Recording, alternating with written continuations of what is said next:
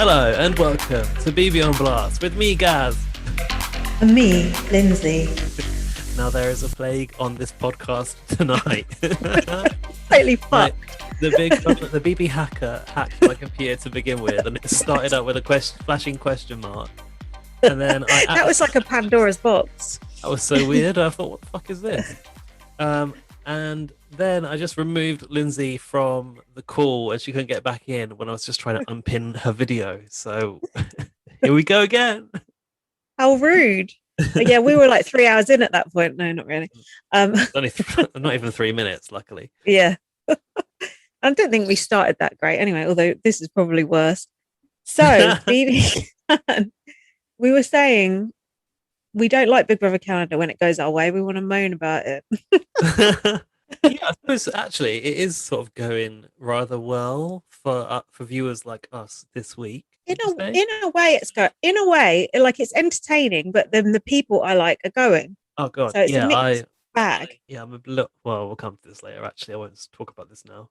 Oh shit! Yeah, I need my notes. I feel like it's been a good week for the game, but I don't know if that's like as interesting as, I don't know, being able to bitch about people's stupid things they've been saying or shit like that. So you're saying you want the racism back? Is that what you're saying? Well, no, but I'm saying at least it provokes a debate. Like, I don't know if today we've got any issues to go into. Like, I don't think we've got issues. I don't want the issues that we're divided. That Howie, do you have to?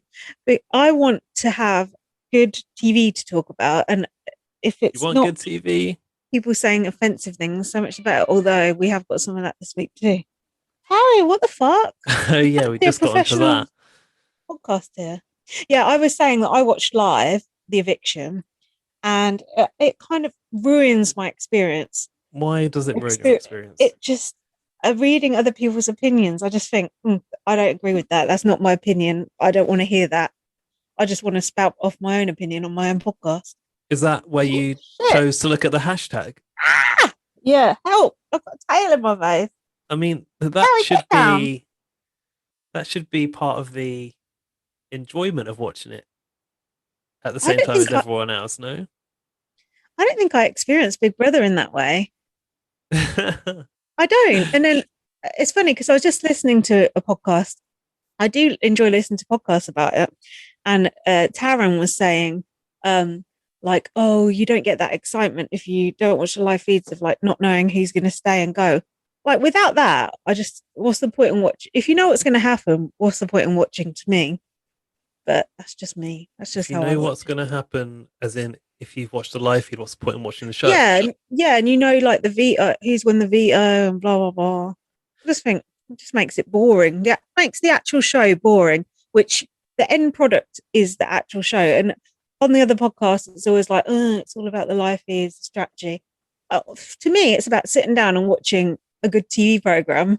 Yeah, call me a filthy casual, but that's what I'm watching it for, to be like, yay, woo, whatever. I think that I mean, I only listen to Judy Girl, and I hear, like, obviously Jack. I keep doing this. Zach is obviously James and Zach is Jack. Zach is obviously the casual in that scenario, and James sometimes has insight from the live feed. And you know, there is, like, I think there's something to be said experiencing Big Brother in this way, because Big Brother is supposed to be like a live event, by the way, Australia. Yeah.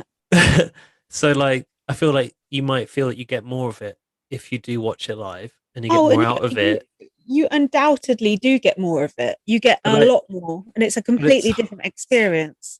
Yeah, but I think it's, like you say, it's actually, in this format, it's kind of detrimental to the way you can enjoy the show. Whereas in UK Big Brother, like, you can watch live feed and it doesn't matter, like, because of the nature of the way they edit it every day, and you see what happens every day. So what's the worst that can happen is you find out who's nominated a little bit early. But in this version, like you say, if you're watching live, then you find out who won veto, who won HOH, etc. Kind of does make the edits a little bit superfluous, doesn't it? And also there's this whole thing about how, you know, what they're showing on the show isn't matching what happens on the live feed. I personally don't give a fuck. I just want a good TV show. I want an entertaining TV show. And I was talking to Alfie when I was watching it last night, and he was telling me, the ins and outs of this and that. And in a way, I was thinking, I don't want to know these ins and outs. I just want to know, like, I just want. I don't know. I'm being blissful in my own ignorance, if you know what I mean. Yeah. Although I do want to know the ins and outs. I don't know what I'm saying here. Well, it's a catch-22. You want to know the ins and outs, but you don't want to be spoiled on big things like competition results. And you can't possibly have both. No. Unless you have it after the fact. Yeah, which is the way I do it with listening to other podcasts. Anyway, so we were talking about watching live feed earlier in the week, and you have been watching live feed, haven't you? Wow, I was struggling to access the feeds, but now I've been helped out by Alfie Sheldon. You plug in today. This thing I've got, I can't bloody see it. Secco. From Lidl. Secco. Frizzanti Secco Bianco. That sounds like a classy drink in a can. I bet it's horrible. Sorry, carry on. Yeah, so I've had the feeds on in the background, but I've only ever been bothered to watch the morning because of the time zones, throughout most of the day, they don't wake up until about 1 p.m. our time.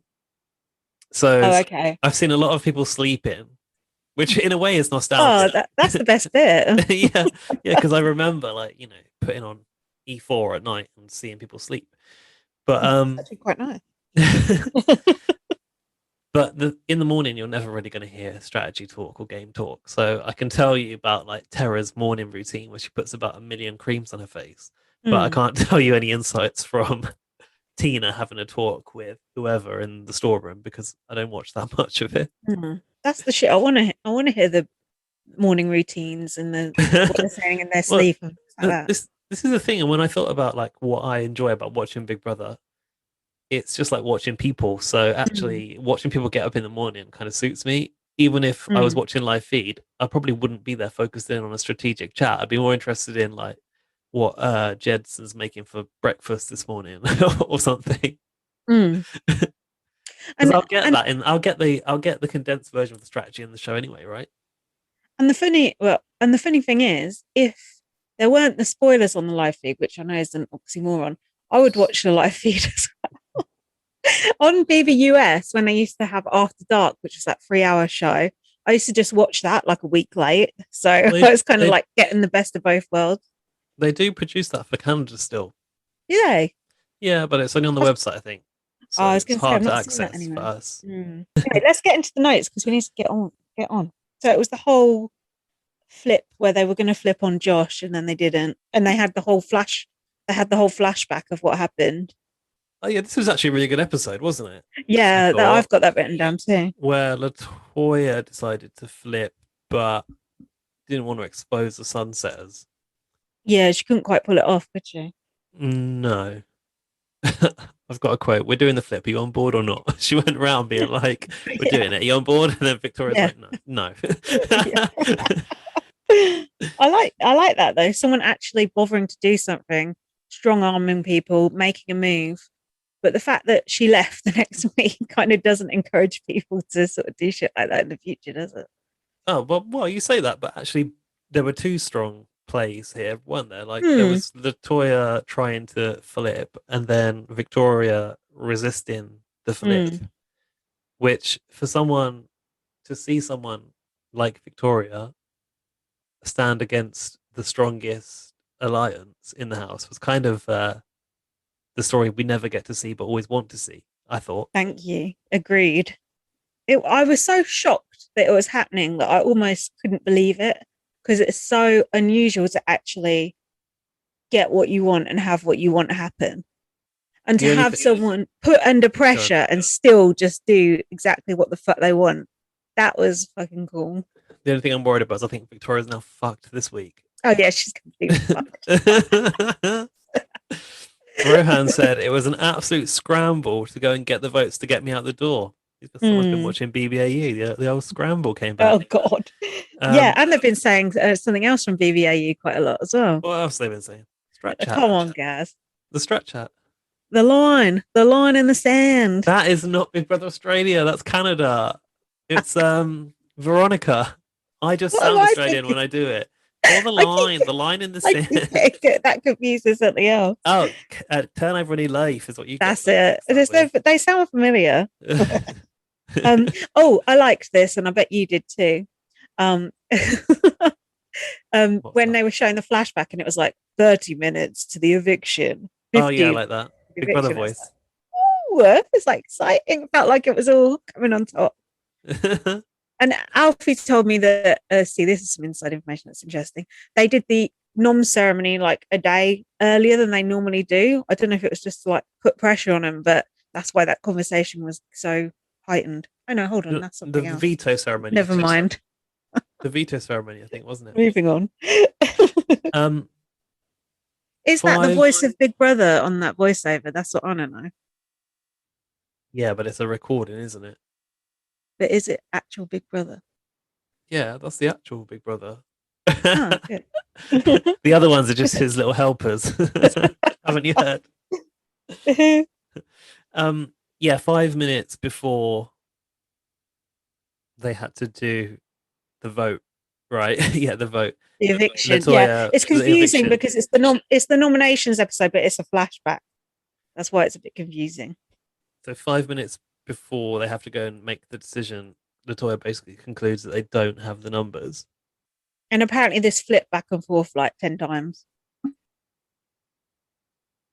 But we didn't see that. What we didn't see because we weren't watching the live feed. No, but I heard about it, so that's fine.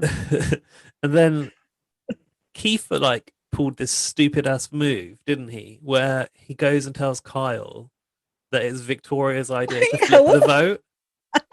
It's so misguided. My favourite thing about that was just them having that conversation in the ball pit. I want to see more conversations in the ball pit. Don't you think it's fun? Let's talk about the ball pit. I love the ball pit. But what is the point of the ball pit if they don't have to sleep in the ball pit? That's supposed to be the have not room, isn't it? Yeah, I don't understand that. And apparently Unless it's not got a being used. secret door in it or something like that. A butt veto. I think it's nothing more than a ball pit, to be honest. You know, Big Brother Canada, they like to do these things like, remember that random alarm that would go off and I think it meant nothing in the end. Oh yeah, it was like the roulette thing. Yeah, the high roller room or something. Yeah, it's like ding ding ding ding ding, like nothing happened.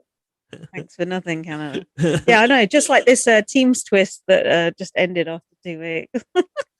Actually, Like, I got something to say about that. So I was watching, just randomly came up when I was on YouTube. Jessica from Big Brother US, I think maybe 21. Do you remember her? Yeah. She has like her own podcast, and it's called. I forgot what it's called. Sorry, Jessica. She's boring. Girls, something. Anyway, right. She did a video podcast about Big Brother Canada. Did she? And she had on there Cindy with an S, Jamar, and Anthony. I'll take it back. Sounds good. And Anthony? You don't like Anthony, though, do you? I don't know. I'm not sure. He's a bit big for his boots. Oh yeah. It's the pretty boys through and through, isn't it? So yeah, they were discussing the launch and stuff, and the housemates and things, and people making comparisons with former house guests and whether that was fair or not fair. Anyway, Jamar was like, I can't believe that they like didn't bring players back from my season. And he actually highlighted the fact that the teams were called Destiny and Defender. Yeah. And that they should have had a bedroom of BB8 housemates defending their house against the new people. And actually, that would have been pretty cool. I don't know why they didn't do that. I really don't. Maybe they planned to, but couldn't pull it off for COVID-related reasons or something. I do think it's a shame for the BB8 people. Yeah, but also, but the team's called Destiny and Defender. I'm like, oh yeah, maybe there's something in that. Yeah, I don't get that. I just don't get the whole thing. I don't get the names. I don't get the fact that it only lasts 2 weeks. I just don't get it. It's just, and I also don't get the fact that we're still talking about it three weeks later. It's just a mystery. It's just never mind. Kyle told Victoria what Kiefer had said. to which I've written, he's fucked. I guess that means Kiefer. Sadly not. Yeah. Victoria said, I'm the one who fucking stopped it. I like how they kind of, I feel like in the US Big Brother, I know that they might bleep out an odd swear word here or there, but they dipped it in BB Can. But I like hearing people swear. It's more like real life. I don't know why. I always feel like Canadian people are more real in the Big Brother house than US housemates to I me think it's because somehow. I think it's because they're more like us. Yeah, I do too. Mm. They spell mum with a U. Uh, Mumsy. didn't Victoria? Yeah, when denying this, Victoria said she swears over her dead foster mum's life. I think. Yeah, and then she There's a said, problem sorry, grave. Like, oh, that swear ain't worth the paper it's written on. Sorry. Like, I don't believe you. It's a good thing to swear on, though. Like, what's going to happen? Like, if you're actually lying and you swear on someone's grave, nothing. No. Just like if you swear on someone's Their life, life. nothing. And her Unless. dog as well. I think she swore on a dog too. Oh, we missed that. You missed something. What's Rose that? said people were going from room to room, mixing. No, he didn't say mixing, but he did. He said talking to people they shouldn't be talking to. There you go. What? Who's he to say who people should and shouldn't talk to? Because they were trying to get him out. Remember, Well, that was in the flashback bit. he promised he would be Canada's villain, and I don't see it happening yet. Yeah, fuck you, Rohan. So the HOH comp continued finally. We got to see everything we'd already seen again, which was a little bit frustrating for me. But what I did realize was that even though last week I was like, oh, it's a bit too early. I think they're kind of randomly picking these pairings. There's nothing really in it. There's definitely something in it. And they even they put logic to their decisions in this episode. I was like, okay. Of course they did. You pick two people you don't like to go up against each other, don't you? Yeah. No. So maybe someone you like. No, actually. Someone who you want to, like a pairing that you want to split out of the run in, basically. Yeah. Like Ty and Jed or something. Yeah. Tara said that saying names forces you to show your cards, and that there's a big divide in the house. So they were sort of twitching about having to do that. It kind of is a shit stir task of the Canada format, isn't it? It is actually. It's a strategic shit stir. Yeah. I didn't like the outfits they were wearing. I mean, what was the brief for those outfits? Like, blue and green. Office wear. Gross. Have you noticed? I heard on another podcast, basically this podcast, just where we discuss things people have said on other podcasts. It's like Gogglebox. They were saying like they don't actually make people dress up in fancy dress on Big Brother Canada like they do. Puddlecocks. Actually, that's quite good. It's true. Do they make people dress up in fancy dress on? Oh yeah, they do because they made Braden dress up in that bingo ball. Yeah, because it was a sponsorship deal, wasn't it? I love bingo. Anyway, I'm sure there's other instances of people having to do a punishment in a costume. Yeah, I'm sure that Canada, but it's not as obvious as in like American Big Brother. It's like it's coming, like the V-Toads or yeah, but I feel like it's more humiliating in US. The camping thing where you have to like go and pitch a tent in the garden and like fucking grill a sausage or something. I can't believe you remember stupid. That. Yeah, I didn't like it at the time, but it's making me laugh now. In retrospect, those were the golden days. Not really. So the only notable thing from the competition was Rohan threw it because he didn't want to get the blood on his hands, which I thought was interesting. Well, that and Victoria's lip matching her hair, which I thought was a good look. Did you not know Victoria's that? Look good all week. Apart from like the sort of flats blouse and like high-waisted trousers, like I'm just going down to copy something on the fourth floor. Look.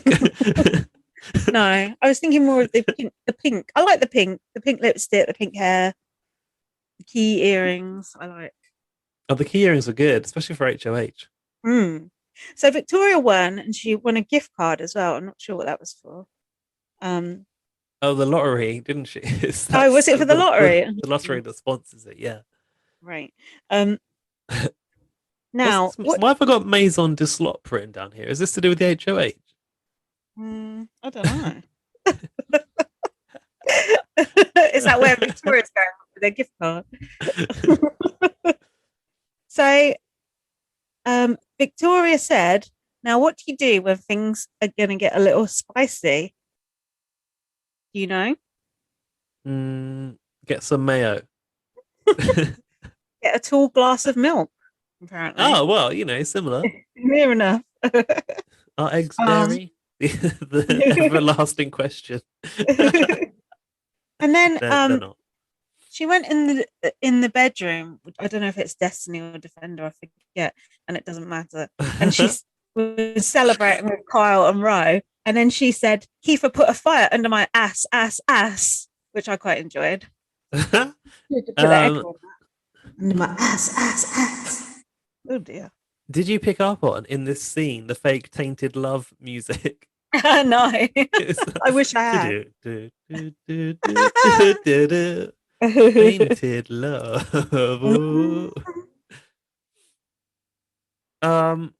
She had to pick the have-nots as well, didn't she, for winning? I skipped over that. You skipped the dishes, did you, on that one? So then, what else happened?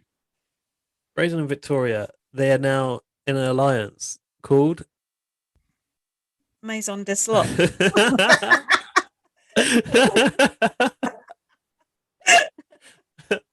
No, but it's close. The Bossy Glossies. Oh, that was it. Which, of course, reminds me of Big Brother 5's The Lip Gloss Bitches. Yeah. And it reminded me of Angela from BBAU. Oh, any mention of a lip gloss makes me think of Angela. Yeah. Did she ever release that lip gloss in the end? She was going to release a line, wasn't she, of product, apparently. Who knows? Ask Auntie Garth. I've put in my notes that having Victoria as HOH, it's like having like an underdog finally become the HOH. It's like so rare that it happens. And I think this is a result of having a diverse cast, because you've got the diverse cast. Do you know that there's only 2 white guys in the house, or there's only one now, which is Kyle. Josh and Josh. Kyle. And that gives other people the opportunity to come to admittedly, Victoria just didn't press buttons on the competition and other people got it wrong. But still, it gives other people the opportunity to have their shot, And I appreciate that. Thank you, Canada. Well, I don't know, I don't know if the diverse cast has got anything to do with that. No, maybe not, but I was making profound observations whether we're on. I don't know. I just felt like it was nice that it was a competition where it could be anyone's game. Crapshoot. Like a crapshoot, did you say? Hello? Can you hear me? Yeah. Okay. Well, I didn't hear you just then. Did you say a crapshoot? Yeah. What's a crapshoot? Just like when anyone can win. Like when Nikki nearly win HOH in Big Brother Canada? Do you remember? Did she? Yeah. I thought. Yeah, that was it. They just span a wheel in the room, but I don't think it landed on it. A pity. The funny thing is, HOH with vodka. When you said a crapshoot, I thought of one of those tasks where Nikki had to. I think it's when she went back into. Was it Time Bomb? She went back, and they basically shot a load of guns in her face, and she had to catch something. Yeah. I was thinking of that. That reminds me of Fessy and Thingy having to catch that thing in their mouth. Do you remember? Not really. That squid that fell from the sky. Yeah. I'm surprised. I would be surprised if you didn't remember that, because that was one of our highlights. So that's the highlight was Fessy breaking the sink of that entire season. Anyway, also, while we're on the subject of Nikki, should we just talk about her fundraiser? By the way, thank you to all the BB on Blast listeners. Definitely not. But no, like the whole BB community came out across Canada and the UK, and she's raised people have raised like 60, in excess of 65 grand for Nikki now, which is nearly as much as you win when you win Big Brother. So, so her friends have given an update that she's going to start receiving specialist care from Monday. So that was a like a massive success in the Mm, space of a week, good. wasn't it? It's really good. Really good. I hope that we hear some good news in the future. Me too. I wonder if it's going to be, televised or anything. Do you think? I bet some production companies have reached out. No, don't you think? Oh God, I hope not. Harrowing. I mean, I wouldn't mind later on once she's better, perhaps. It getting some sort of coverage because I think it's like important for people to hear that, to focus on Hopefully that she gets subject.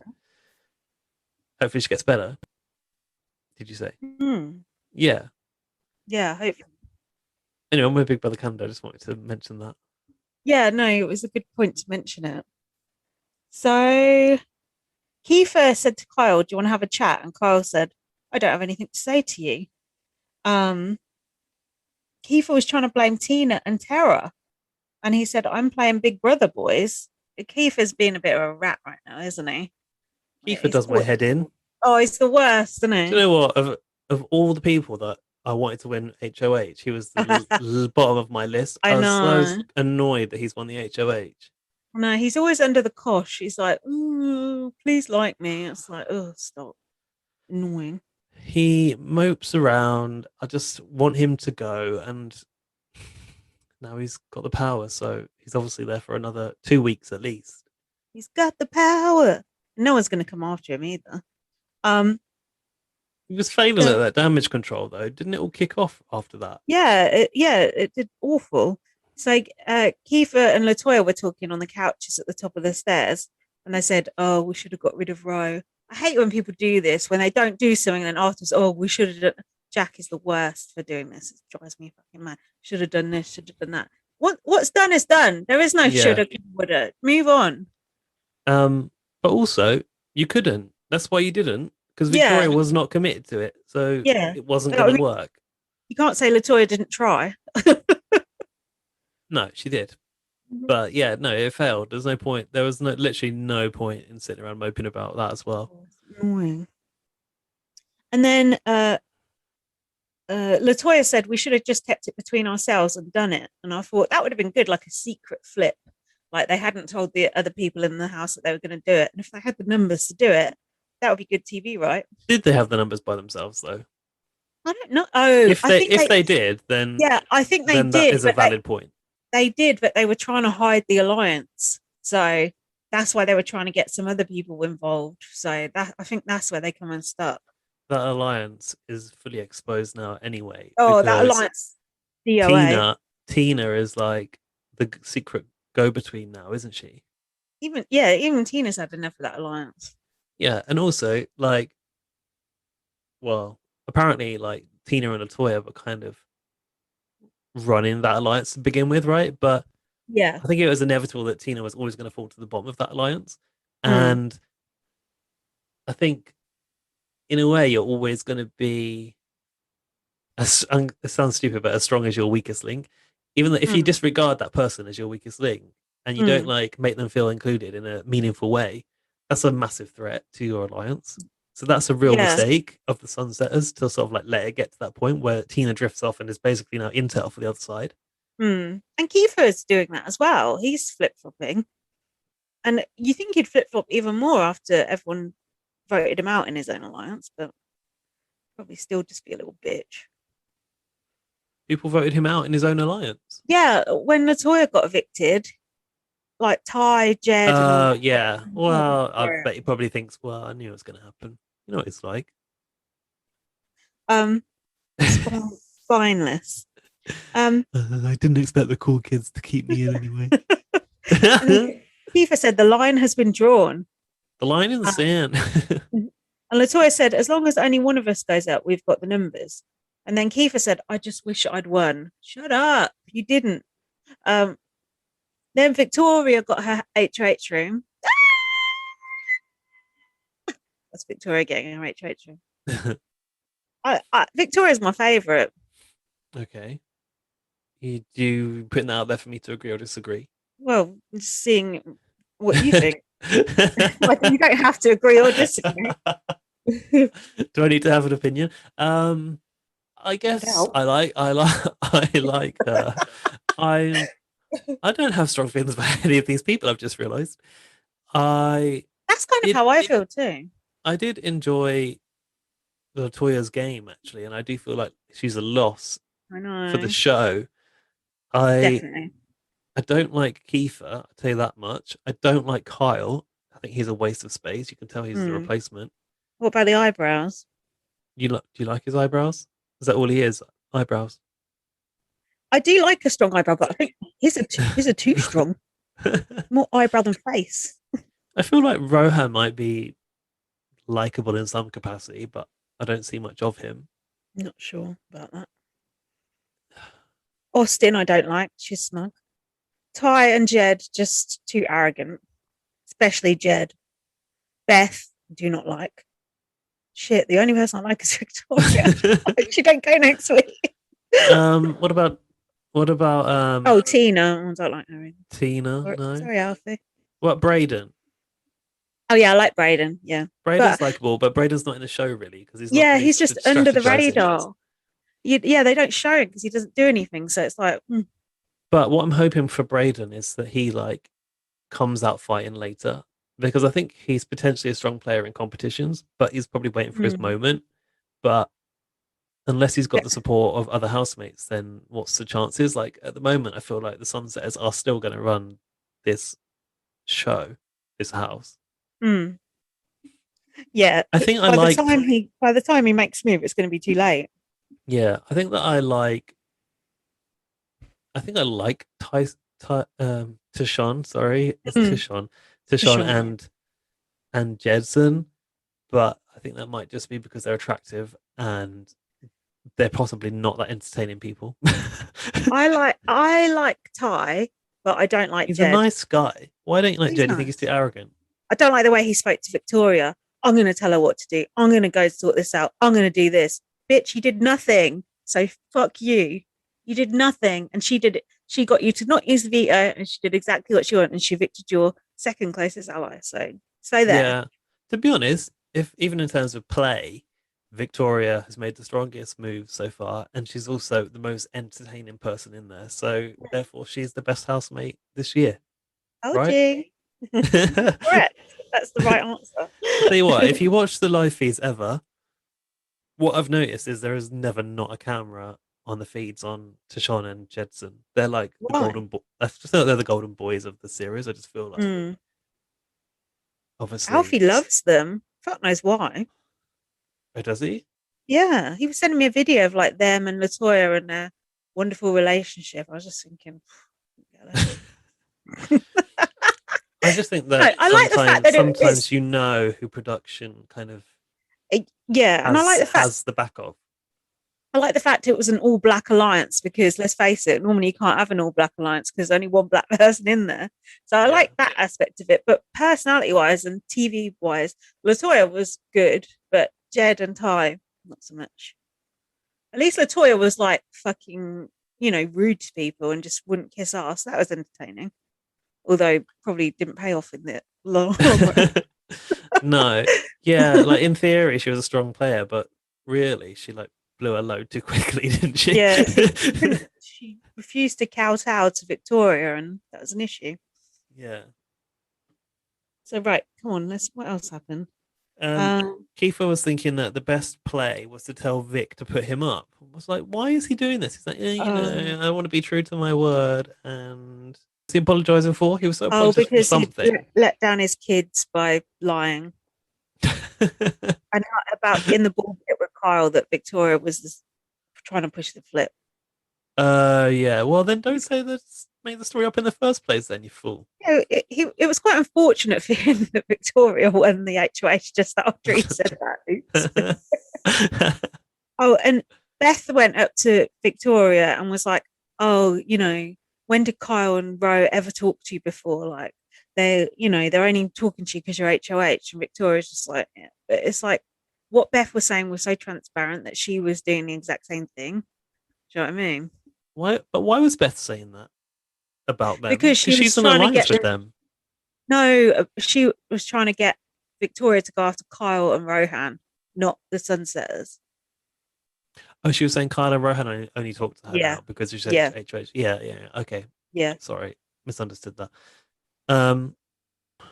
Why have I put Victoria? Oh, Victoria set this trap, didn't she? That was quite interesting. I've forgotten. Oh, that was so good. Kiefer said, I got fucked. I got fucked hard and was crying to Tina. Um, and then she went out to Victoria with a Didn't see face that like on the thunder. live feeds. Latoya went up to Victoria with a face like thunder over it and her arms folded. Victoria had a shower cap on. And just the important details so you can picture the scene. Victoria said, "Oh, your name has been mentioned," and Latoya said, "I'm not going to suddenly start kissing your ass." And in the diary room, Victoria's like, "Well, you should. I'm HOH."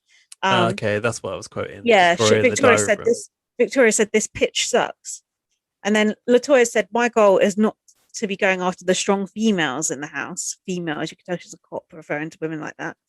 Um, I've put she needs to work on her bedside manner." And then Victoria said to Latoya, "It's between you and Braden." How did Latoya fall for this shit? That Victoria's always with Braden. Yeah. To be a cop.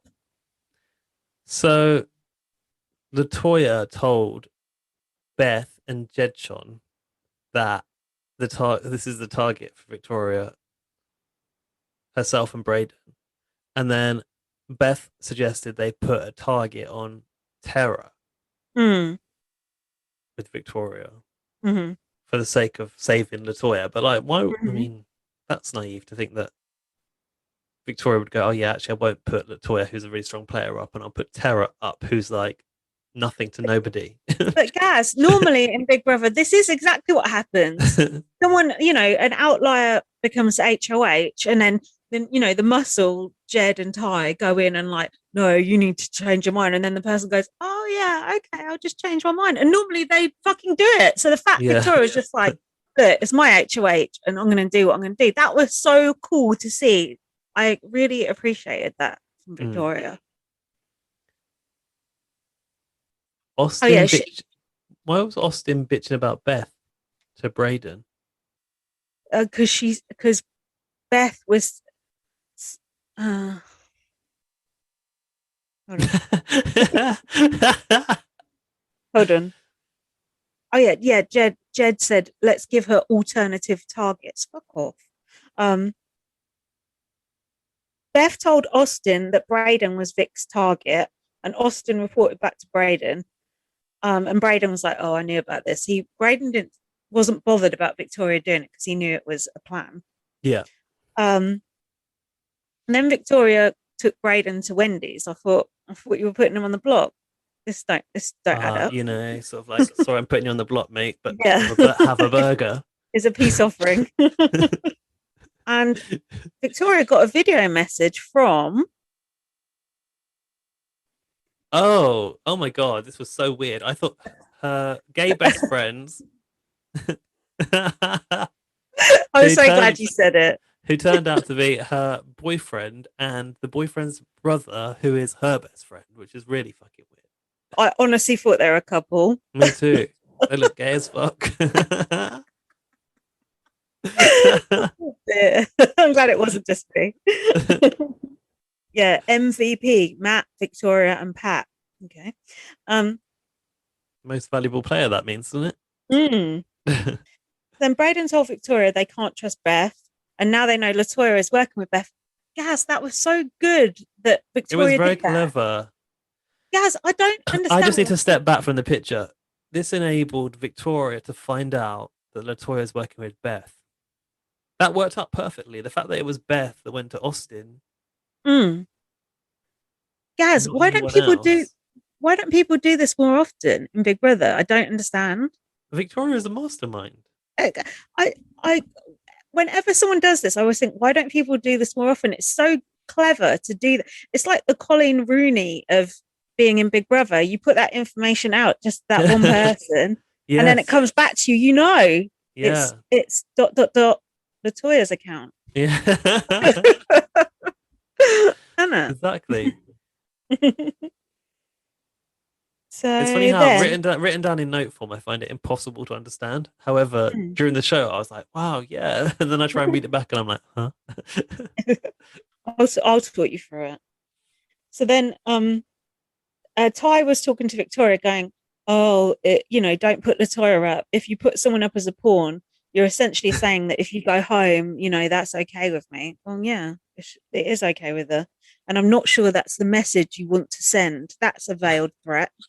When they came in, I don't know which one it was. Jedson said 2 for 1 special, and I've written, I'm interested.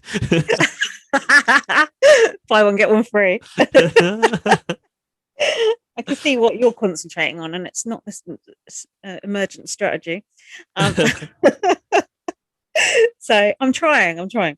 So Victoria said, "You guys are close to Latoya, right?" And Jed was like, "Oh, well, yeah. take her or leave her." He's like, "We're the same amount close to her as we are to you." Yeah, whatever. Bollocks. And then Jed also threatened Victoria. This is why I don't like him. He said, "Latoya is a strong player and you're not on her radar. So for your own game, it's best for you not to ruffle those feathers." He might as well have said "or else" on the end.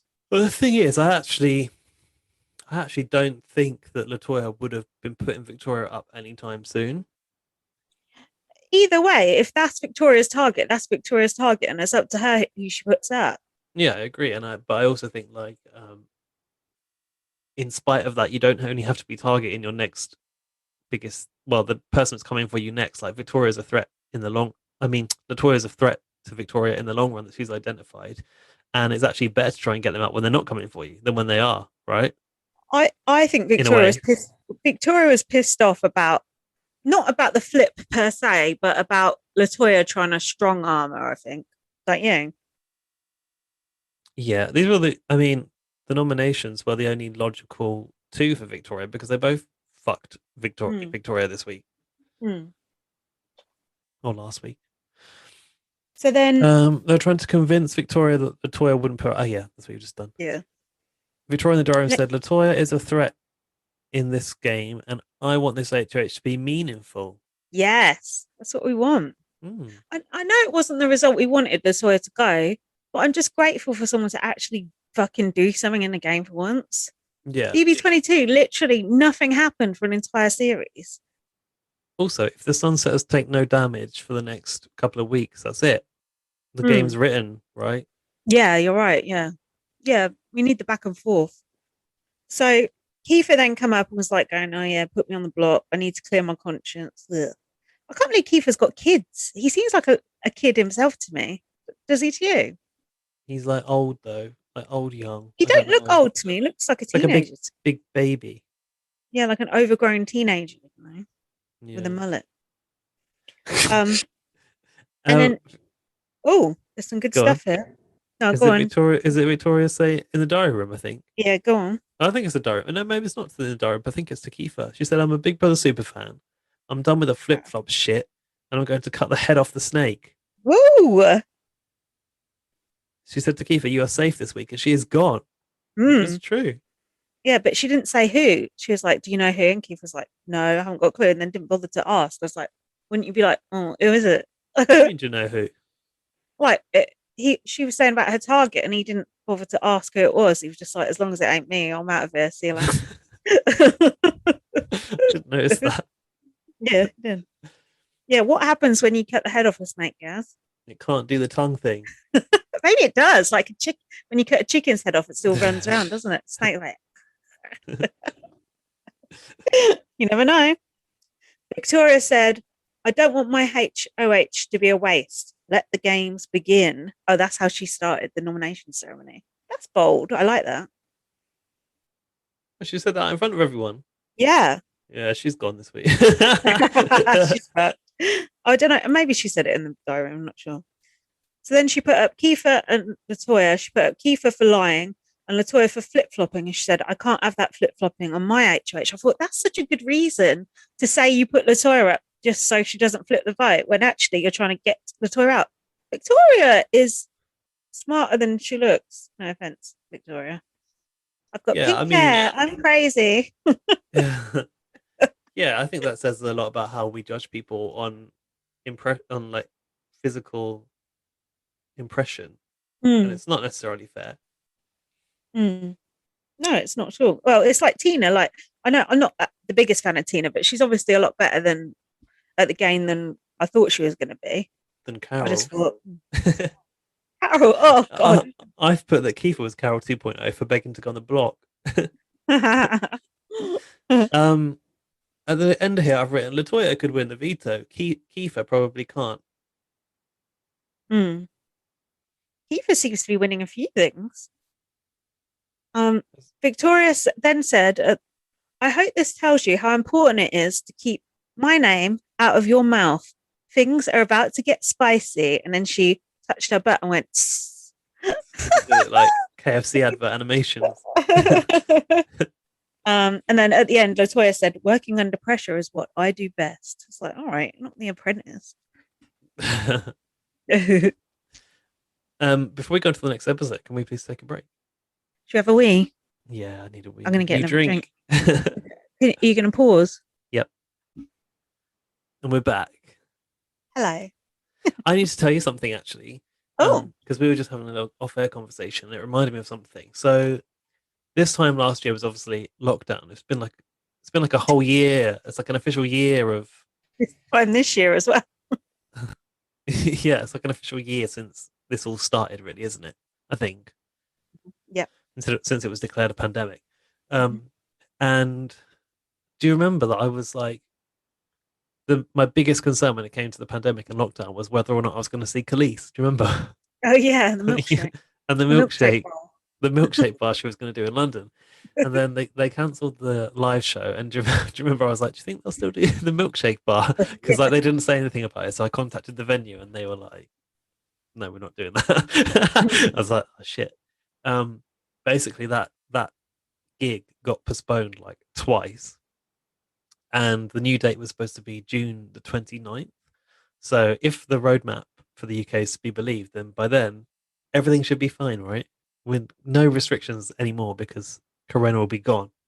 That would be good. Imagine that though, if, like going to a gig. People would be like, "Oh, I'd be worried." I wouldn't be. I'd be like, Rah! I'd be fucking having it. Well, I would have been, but today it got cancelled. Oh, fuck's sake! After being postponed twice, she's cancelled the whole thing. And I was like, you know what? That gig was supposed to be celebrating 20 years of her first album. Oh, that's a I shame. bet she's just done with it now. Just like fuck this. Like she lives so far away as well. And come over here to like perform to Brits. My Killers gig got postponed to 2022. I was like, great. I'm still Same hopeful. with Little Mix for me and Dan. For a gig I've got booked in September. That should be fine. I hope so. What sort of a venue is it? It's Bright Eyes, so it's not massive. I think it's like Shepherd's Bush or something like that, you know. I feel like that should be. Well, I don't know. Can they do it at capacity? Probably. Who knows? I really have to go to that gig. It's very important. Very important for my mental health. That gets cancelled, I'm going to cry. It's true. Anyway, and then you were just saying that you really want to be in a room with people and have a party. Yeah, I want to party. I want to just cuddle people and just. It's 1999. I do. I am going to be more social when all this is over. I know everyone says it, but I am. At first, you were like, "Oh, I'm enjoying it." Are you still enjoying it? Or are you fed up with it now? I think that I'm like used to it. Yeah, that's the thing. And well, if you remember, I was probably enjoying it because I wasn't working. Yeah, I was furloughed. Why were you not working? Were you furloughed? No, I was furloughed for 6 months. Oh yeah, did you end up? Oh yeah. Did you ended up not going back? Yeah. Yeah, but I thought you went back to work sooner than me because of that. Yeah, you did. Yeah, but I went to a new work. Yeah. Yeah. I don't know. I want those things back. I don't like the idea that my gigs got cancelled. I really wanted to go to that, and I've been like hanging on for that, and then for it to be postponed twice and then cancelled is really quite disappointing. I miss that sort of stuff, and I miss I'd rather be able to do things normally, like this podcast, for example. Yeah. Don't you think it's a lot more ag doing it like this? It just feels like not as fun. Yeah, Yeah, but I think we managed to get through, and I feel like we've made more it professional. I work. think it's more professional, Yeah, but not as fun because we're not not as as fun drunk. for us. Yeah, Yeah, it's still fun, but I just want to be sat with you, drinking prosecco, watching the shows. it's a different experience. But last week we got a message from our lovely friend Laurie, who said, I think it was to all of us. She basically watched the YouTube video first, and she said, "I love this podcast. It's basically two friends talking about a show they love, and that is the essence of what this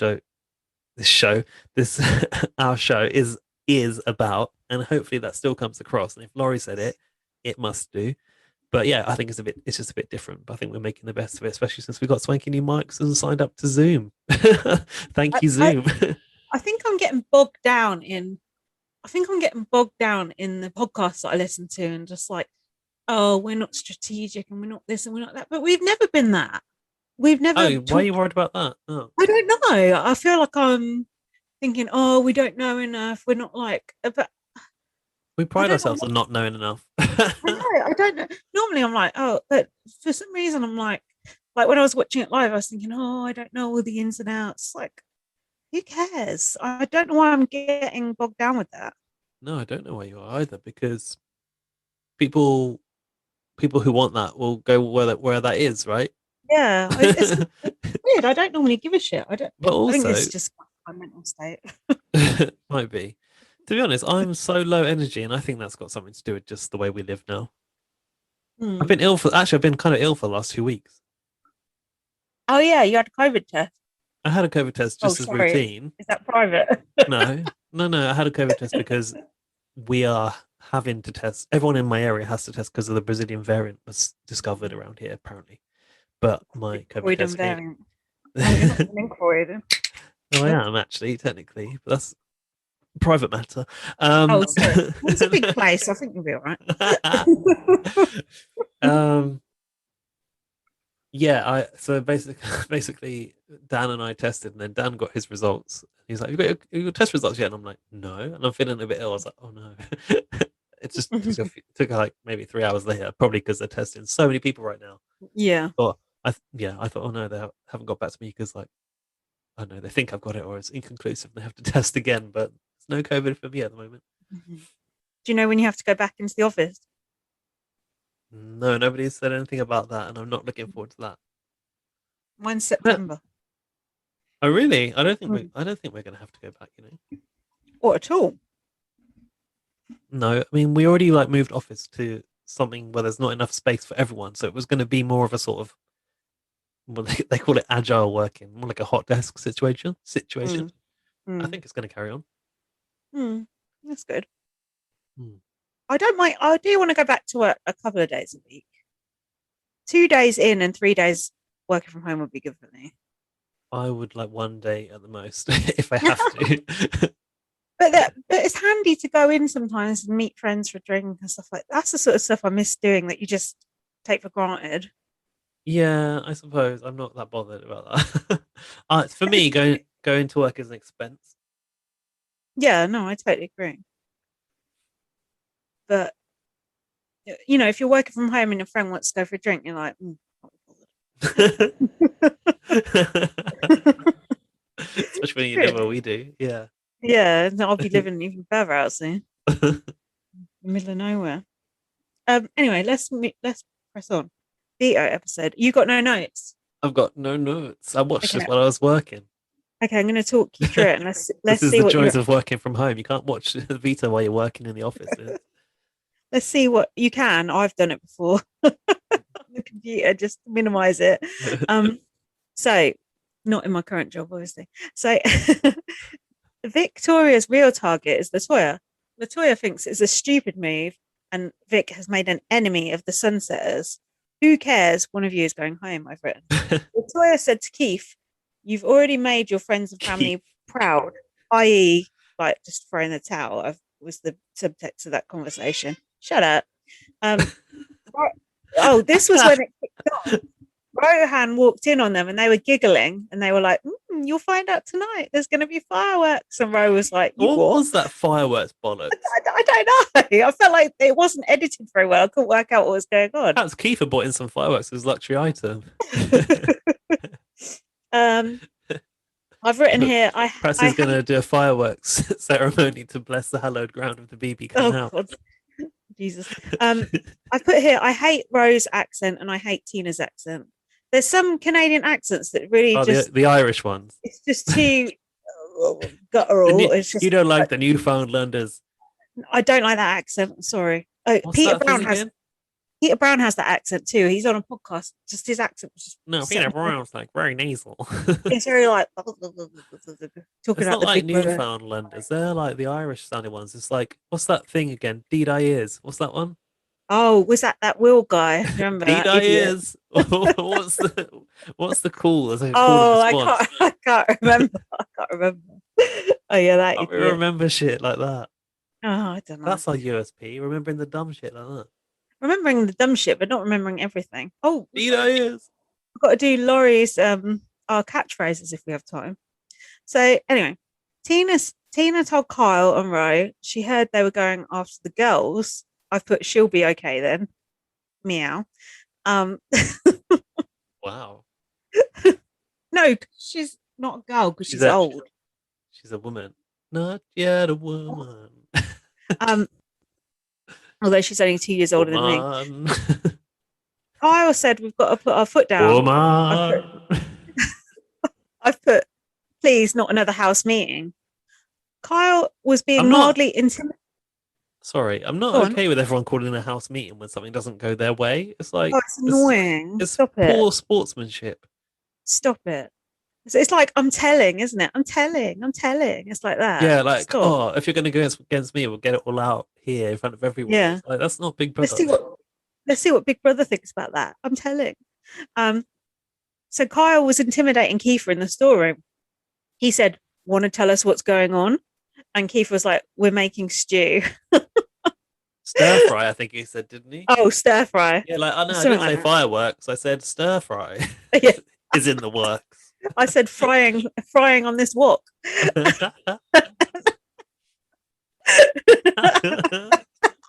Almost worked, didn't it? No, I said when you touch a hot frying pan, it hurts. Just you wait. And then Kyle said, "I'm tired of my name being dragged." I think he said that. And he was sat on the kitchen counter.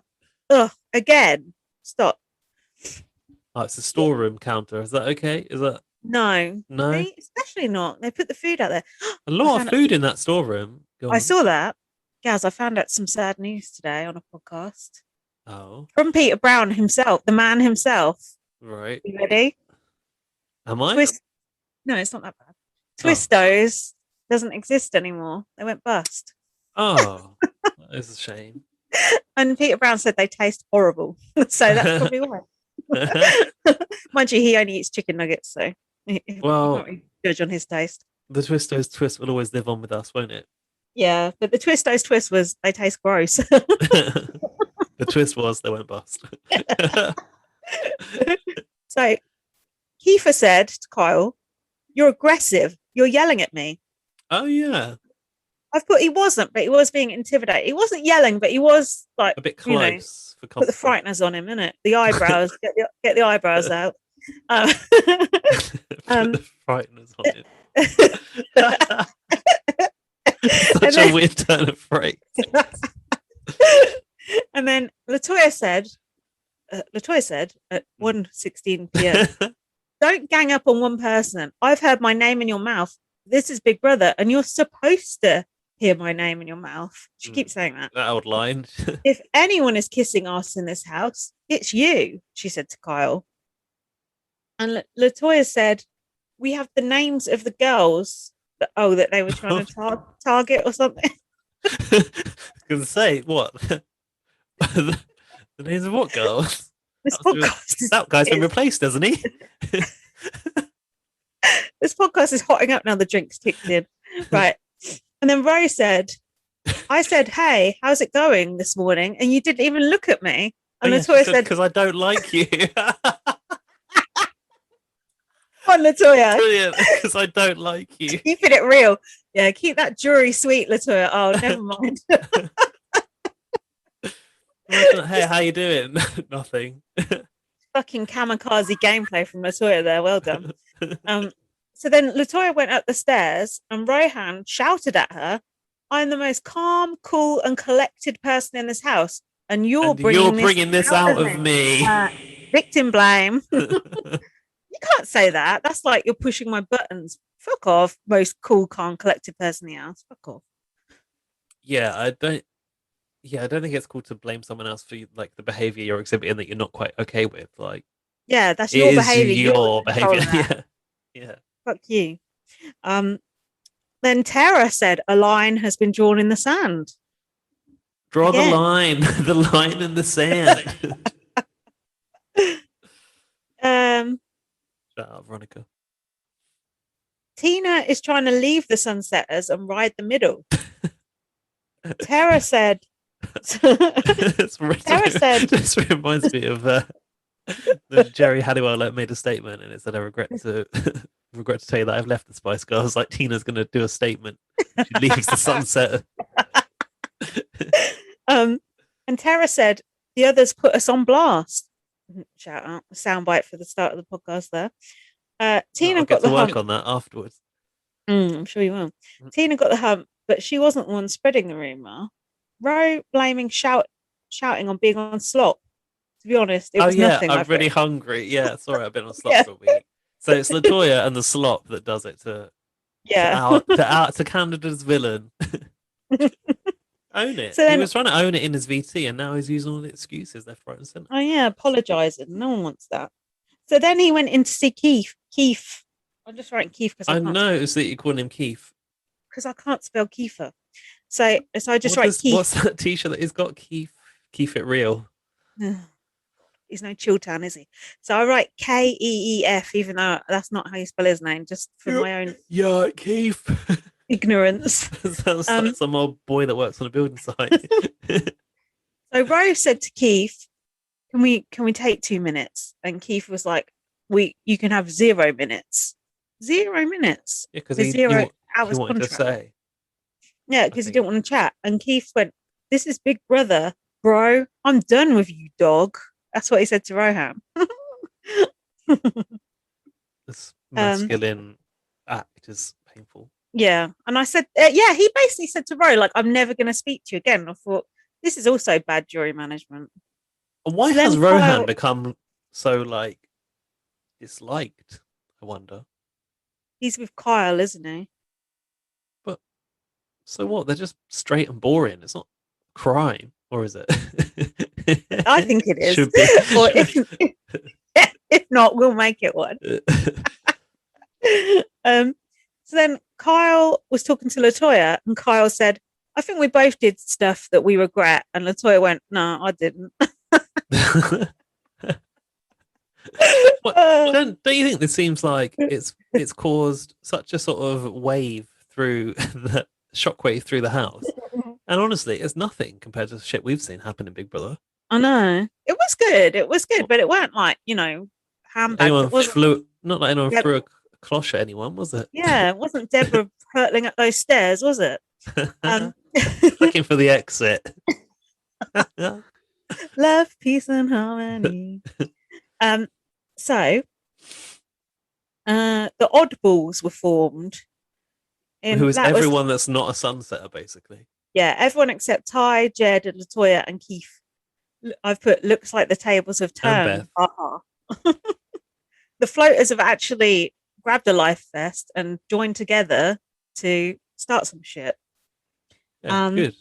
Which is good. We need to. That's what we always need to happen, and it never seems to work. It never does. So the veto picks were announced. Player pick for the POV. I've put here, it's not that the oddballs picked at their game, more that the Sunsetters imploded. Maybe a bit of both.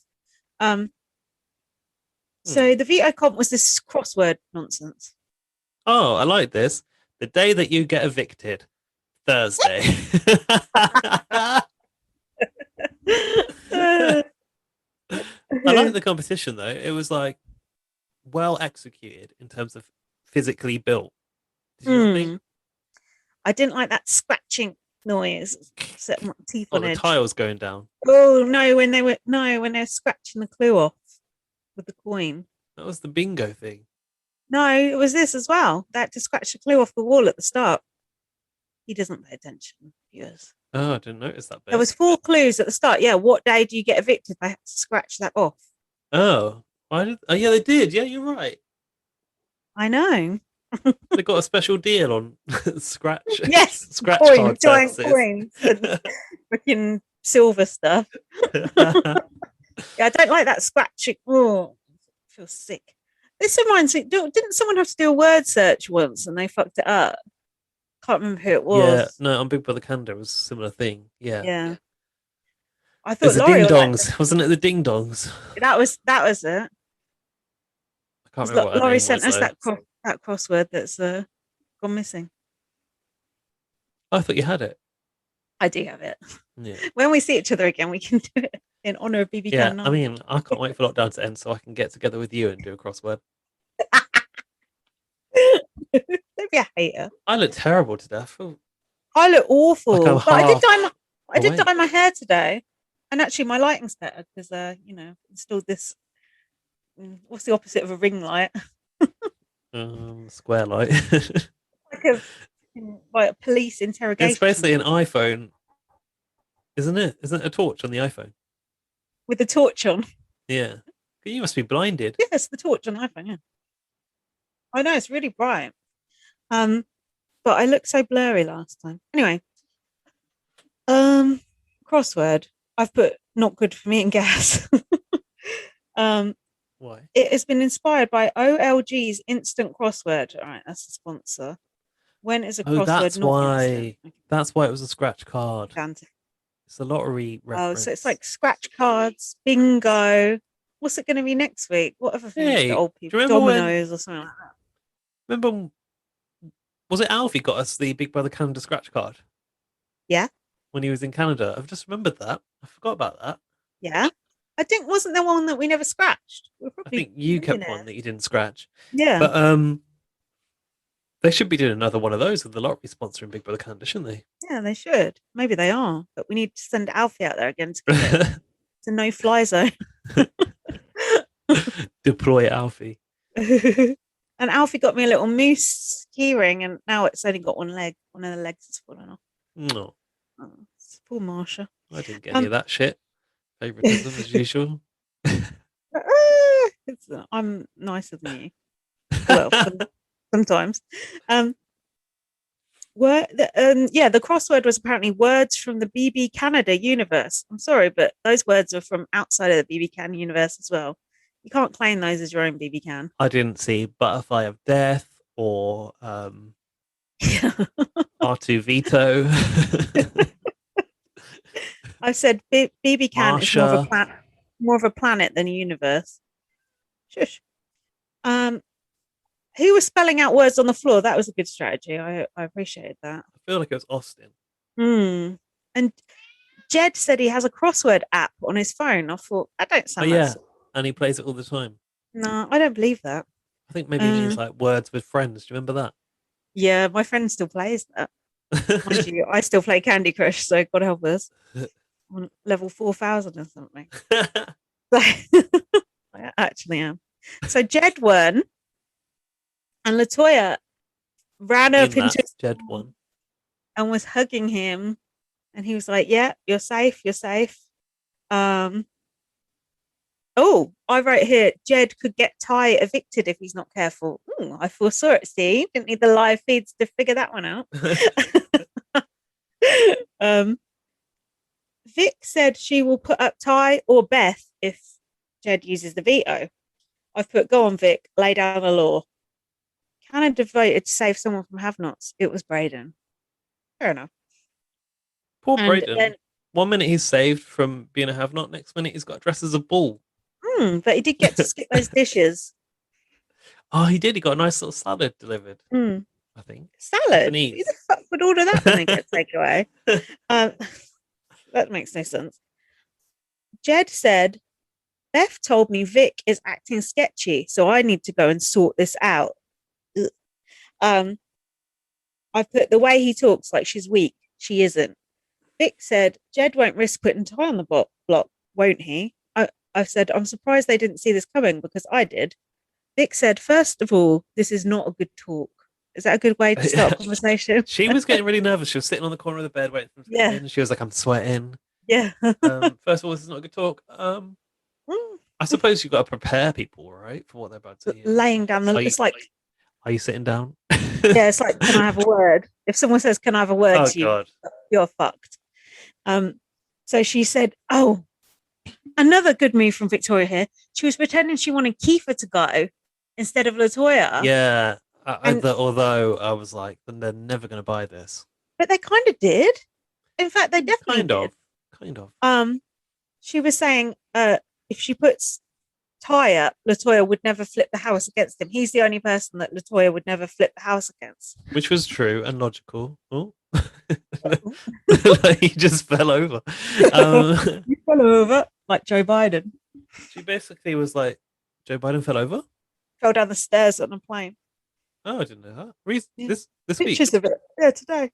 Oh, there you go. This is why He shouldn't vote an old man. I know, he is of the age, isn't he? Be falling in the pool next, that old man Jerry. Old man Biden. What did Victoria say that I wanted to pick up on? She said about Kiefer. She was like, basically, Kiefer's been going around saying shit about me, and I basically can't have that. So she has got something on both LaToya and Kiefer, so it really worked in her favor. Yeah, but the way she was sort of masking her target was good. And then Jed said, are you creating enemies out of us by threatening to put us on the block? You are. Fuck off. Fucking heavy-handed twat. I put, don't talk to her like that. And then Vic said, I would literally die if there was a flip on my HOH. And Jed said, don't be ignorant. I do not like Jed. She is so good. I've written in capital letters. Then LaToya came in and Victoria said to LaToya, I'm trying to convince them not to use the POV. I don't trust you're not going to flip it. LaToya said, I'm not going to flip it. I don't play with my emotions. I play with my head. Victoria said, I feel like I'm playing Big Brother. Yes, you are. Downstairs, LaToya said, Victoria is disgusting. And I've put, I thought you didn't play with your emotions. Why is she disgusting when she's making a game move? That was weird. I didn't understand why she's made that statement. Because she's butthurt that she's going on the block. That's why. She said to Jed, oh, I think you should just use the veto just as a pride thing because you don't want her telling you what to do. It's like, you would say that. Wow. And she said, if he doesn't use it, it makes him look like her bitch. And if he does use it, it makes him look like your bitch. Oh, wow. I was really not failing at multitasking here. I've put, this makes me sad for all the good BBUS we could have had over the years if only we'd had some brave players. LaToya said, I wouldn't put anything past her. Threatening to put Ty up might be her only move. Jed said, if I take you off, would she do it? Does she realise how bad that would be for her game if she puts him up? And then Kiefer was in the room and they were just like talking as if Kiefer wasn't even there. And like, you know, if he goes kind of thing. Yeah. I don't think that was bad. Well, I'm not surprised, but it's not ideal. No. The thing is, Kiefer walks around making himself disposable. So what does he expect? Yeah. Well, apart from when he wins HOH. And then LaToya said it's a jealousy thing about Victoria. I'm sorry, but that's silly to say. That's emotional as well. That's an emotional thing to say. And Jed said she wants to take your spot with us. Actually, she doesn't want a spot with you. She wants to be with the oddballs. So fuck you, Jed. I've written here Queen Victoria in capital letters. Oh, that's good. There's something there. And then Jed said, I can't tell if she's dumb or extremely smart. A bit of both, I think. And Ty said, we're in no position to negotiate. And he said, we're drawing the line. That's the third fucking time The someone's drawn the line line in this the week. sand. Jed said, "How can we work together when two of our people are going on the block?" And oh, this was to Victoria. And Victoria, you will see when Latoya doesn't go home. Did they see that? Oh, and this is when Latoya said, "Can you let me finish?" Shout out White D, because that's how a conversation works. Oh, was it Victoria? Because that's how a conversation works. Latoya said it to Victoria, and then Victoria went, "Don't fucking talk." I was gonna say, I thought Latoya said that. How bad is that of Latoya to say that shit to the HOH? It's just dumb. It's just Well, she was plain getting a bit dumb. emotional. To be honest, Victoria was getting more. I mean, Latoya was getting more emotional than I'd expected from her. And now, when I watched this episode, I was like, oh, you know what? When Johnny said like he could see like Ica potential, I was like, actually, this reminds me of this is a potential I didn't think she had in her. I thought she was more controlled and she wasn't going to get emotional, but she did. I didn't find her particularly emotional there. She was just more being cunty. Yeah, but if she had any sense, she wouldn't say stupid shit like that when she's on the block. When she said, "Oh, she's disgusting," and she's jealous, I think that is quite emotional. I think. But yeah, I see what you mean. She's not as Controlled and sort yeah of reserved as I thought she would be. Shrewd, is that the word? stern. She's Yeah. a bit stern. So then Jed said, "Me and Ty have been your closest friends since day one." And Victoria said, "Don't give me that shit. I've been trying to align with you, and now I'm HOH. You suddenly want to work with me." Yes. How much do we want people to say this stuff? It's just like fucking music to my ears. They're trying to pressure and it's not working. I love it. And the fact that all four of them went up without Kiefer says it all. Because Beth was there as well. Latoya said, "Had Carl won HOH, you and I would be on the block." Jed said, "Either the noms stay the same and Kiefer goes home, or do you want us to come after you?" And then Victoria went, "Do you want me to put Beth up? I can do that." And Beth that was so good. And Beth's like, Beth hadn't been in that room right then, she would have fucking gone yes. effort. Of course, Beth's disposable to them. That was so good. And then Jed, then they went downstairs and Jed was like, "Oh, she's threatening us, and she's flexing. She's just flexing. She's just flexing." And then Victoria was in the HOH and going, "Oh my god, what am I doing? What am I thinking?" I was just thinking, don't doubt yourself. Just fucking do it. Don't listen to them. Just do it. Do it. Do it. Do it. And Latoya said, "I don't like her telling us what to do. I'm not even going to go after Kyle or Ro anymore. I'm going to go after her." Not that Latoya is playing emotionally or anything.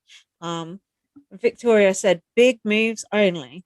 And Well, then the thing they is, cut you in Latoya's position, you would come after Victoria, but she's Oh, not of been course you given a would. chance. Revenge.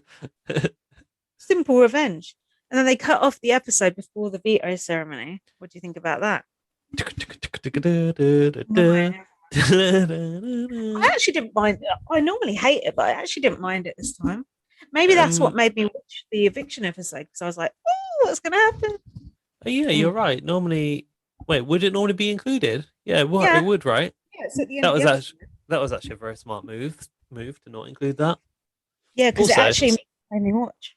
I I don't know if the schedule's different this year, but like it's like is it shown on Monday, Wednesday, and Thursday, right? Mm-hmm.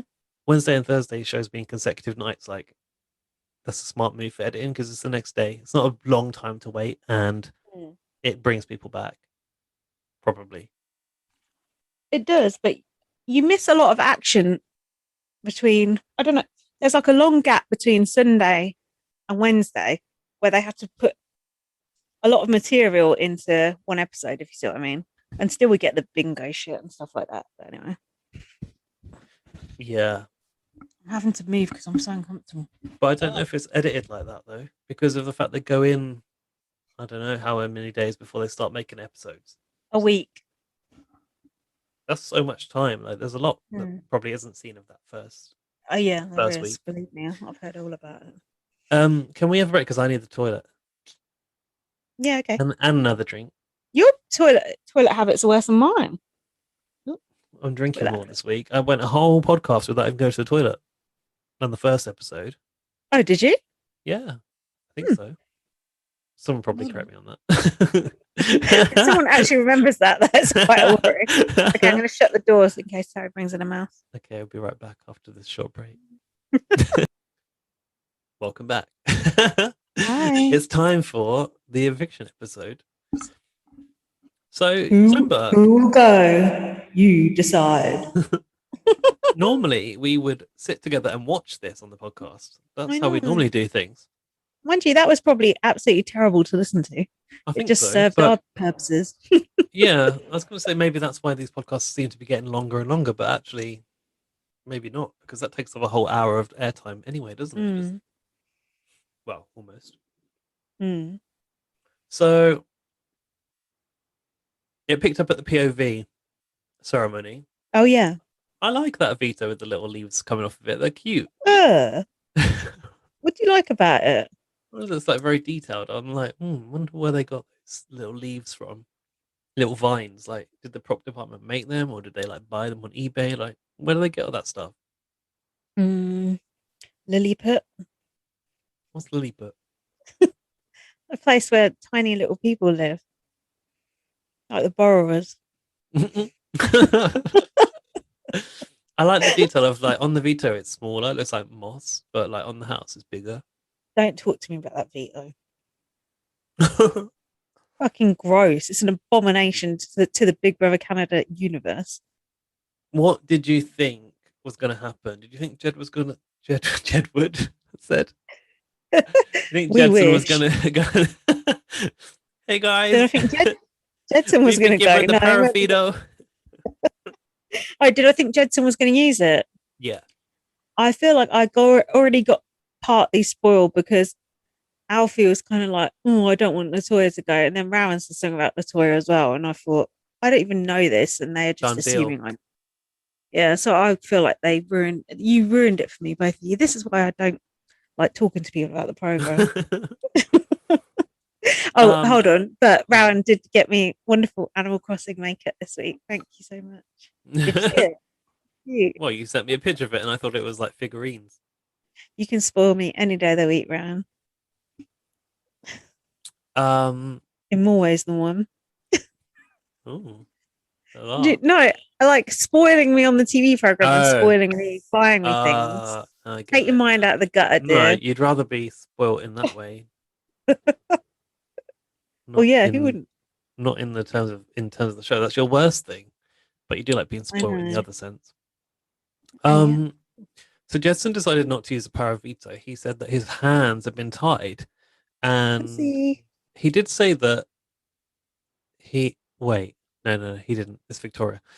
I got confused there. I thought he said something else, but I think I'm getting drunk. Victoria said to Jedson, didn't at one point in the POV ceremony someone said that he said he was going to use it to take Latoya down? Yeah, that's what he said. He said, I was going to use it on Latoya, but my hands are tied. I can't do it, basically. He said, I hope it's true who your target really is. Ah, that was it. That's what I was looking for. Make that note, but I knew there was some important shit that I hadn't noted. So thanks for that. Victoria, later after the ceremony, said to Jedson, I know you're not going to believe me, but I was never going to put up Ty. And I thought, why are you saying that now? It's not going to help. It's not helpful. And also, it's better to maintain the feeling of threat, I think. Because now it's like, well, you just played me and you lied to me to get what you wanted. That's almost worse.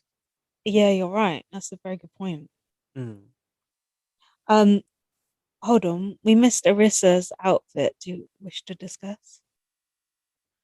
I can't remember it, so you have to tell me what it was. It wasn't a simple, solid coloured dress. Yeah, a pinky purple dress with an asymmetric shoulder, I would say. I thought it was a hit. I would say it was not memorable compared to the sunflowers last week. No, that was my favourite so far. But better to be not memorable than memorable for all the wrong reasons, like Julie Chen and her furry sleeves. Oh yeah.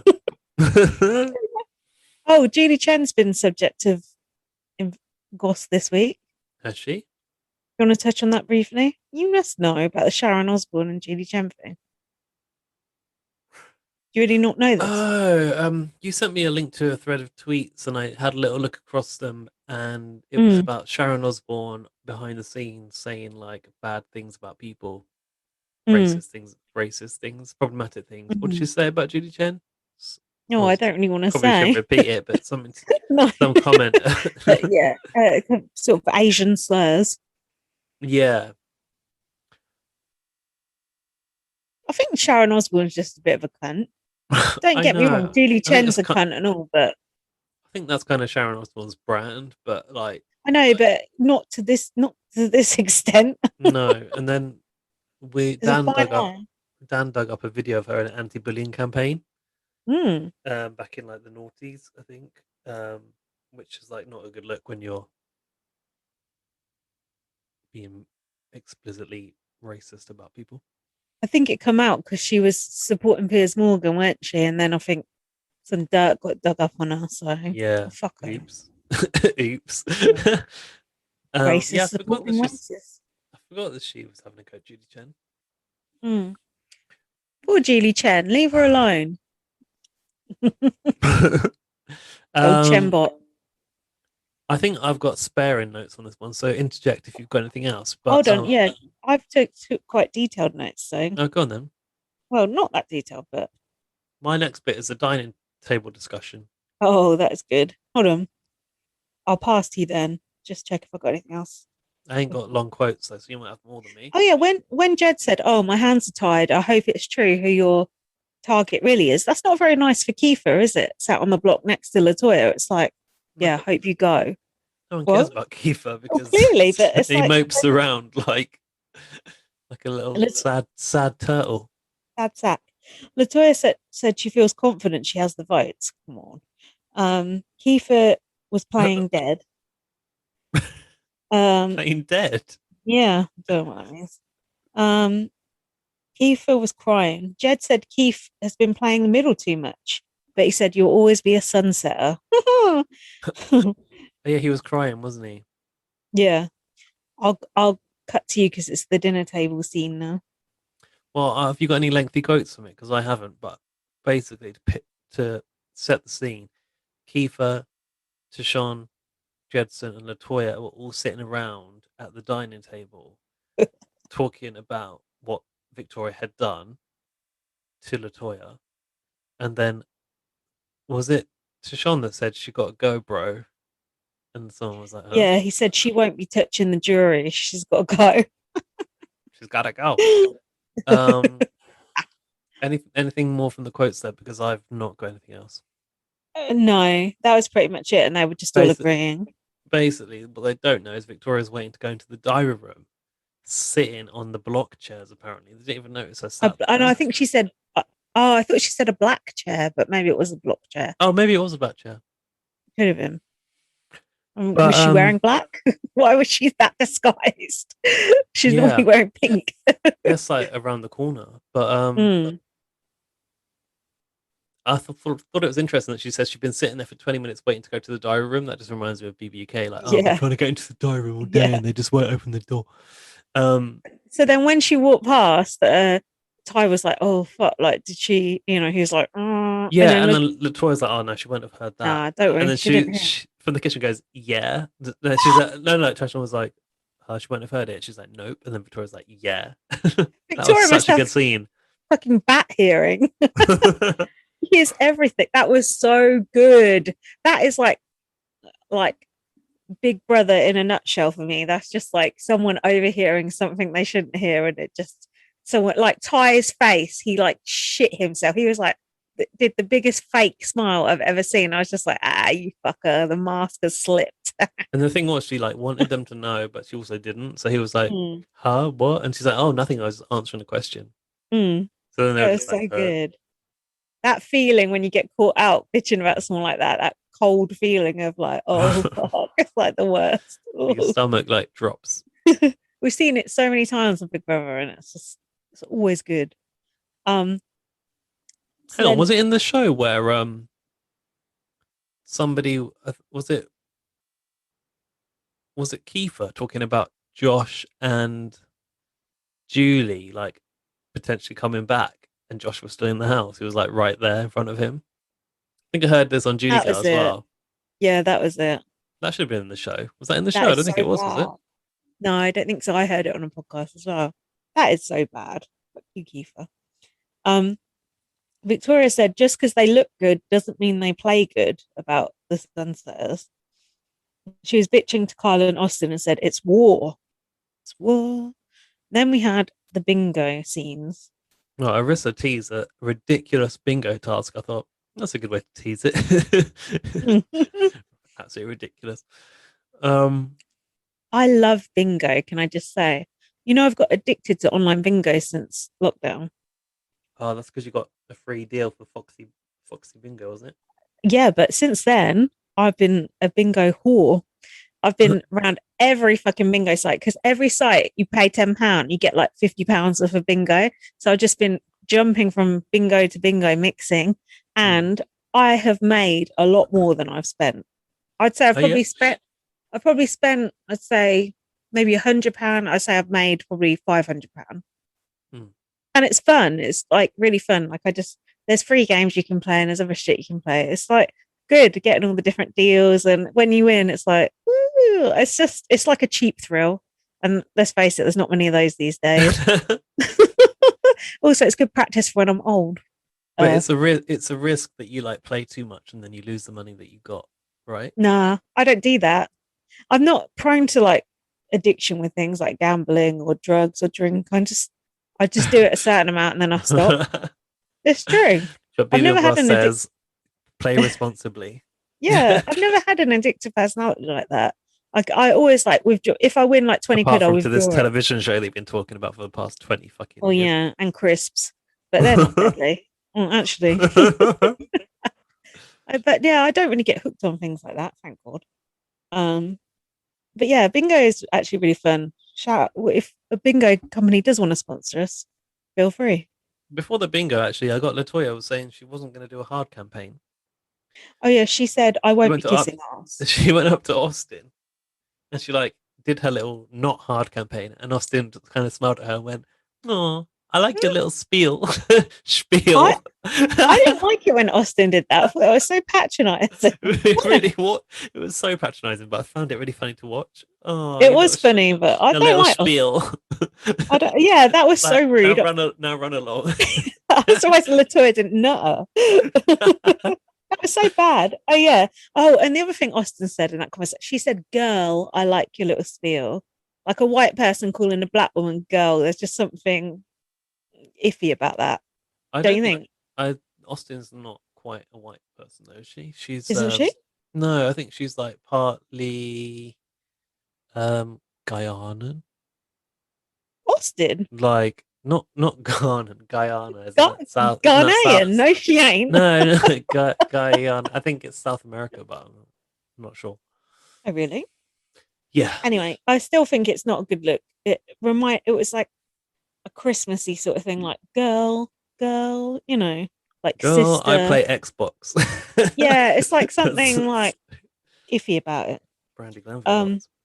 Kiefer told Austin and Braden that Victoria has asked him to act mopey and act like a target because it's easier to blindside Latoya. Is that true or not? Yeah, I think that. Yeah, no, that was true. Yeah.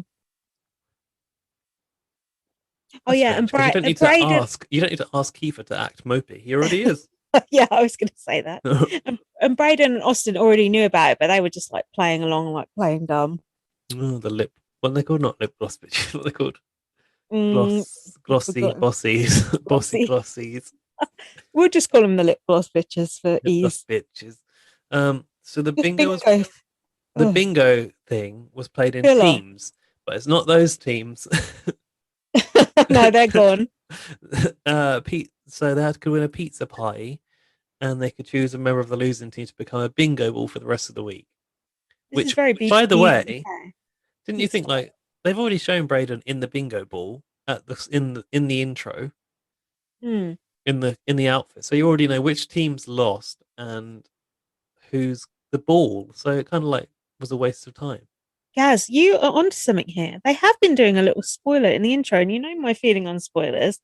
On BBUS, when they do that funny bit at the start. It's It's always always from the from last episode. it's from the previous episode. BB can have been doing it beforehand. I don't like that. Save that till the next episode. Well, what I noticed was in I think the episode before, they obviously did like a party where they did cross dressing Mm. because you saw clips of some of the male housemates dressed as women in the start, but it wasn't in the show. It was like, oh, here's something we haven't got time for, but we'll tease you Don't at the tell India start. Willoughby.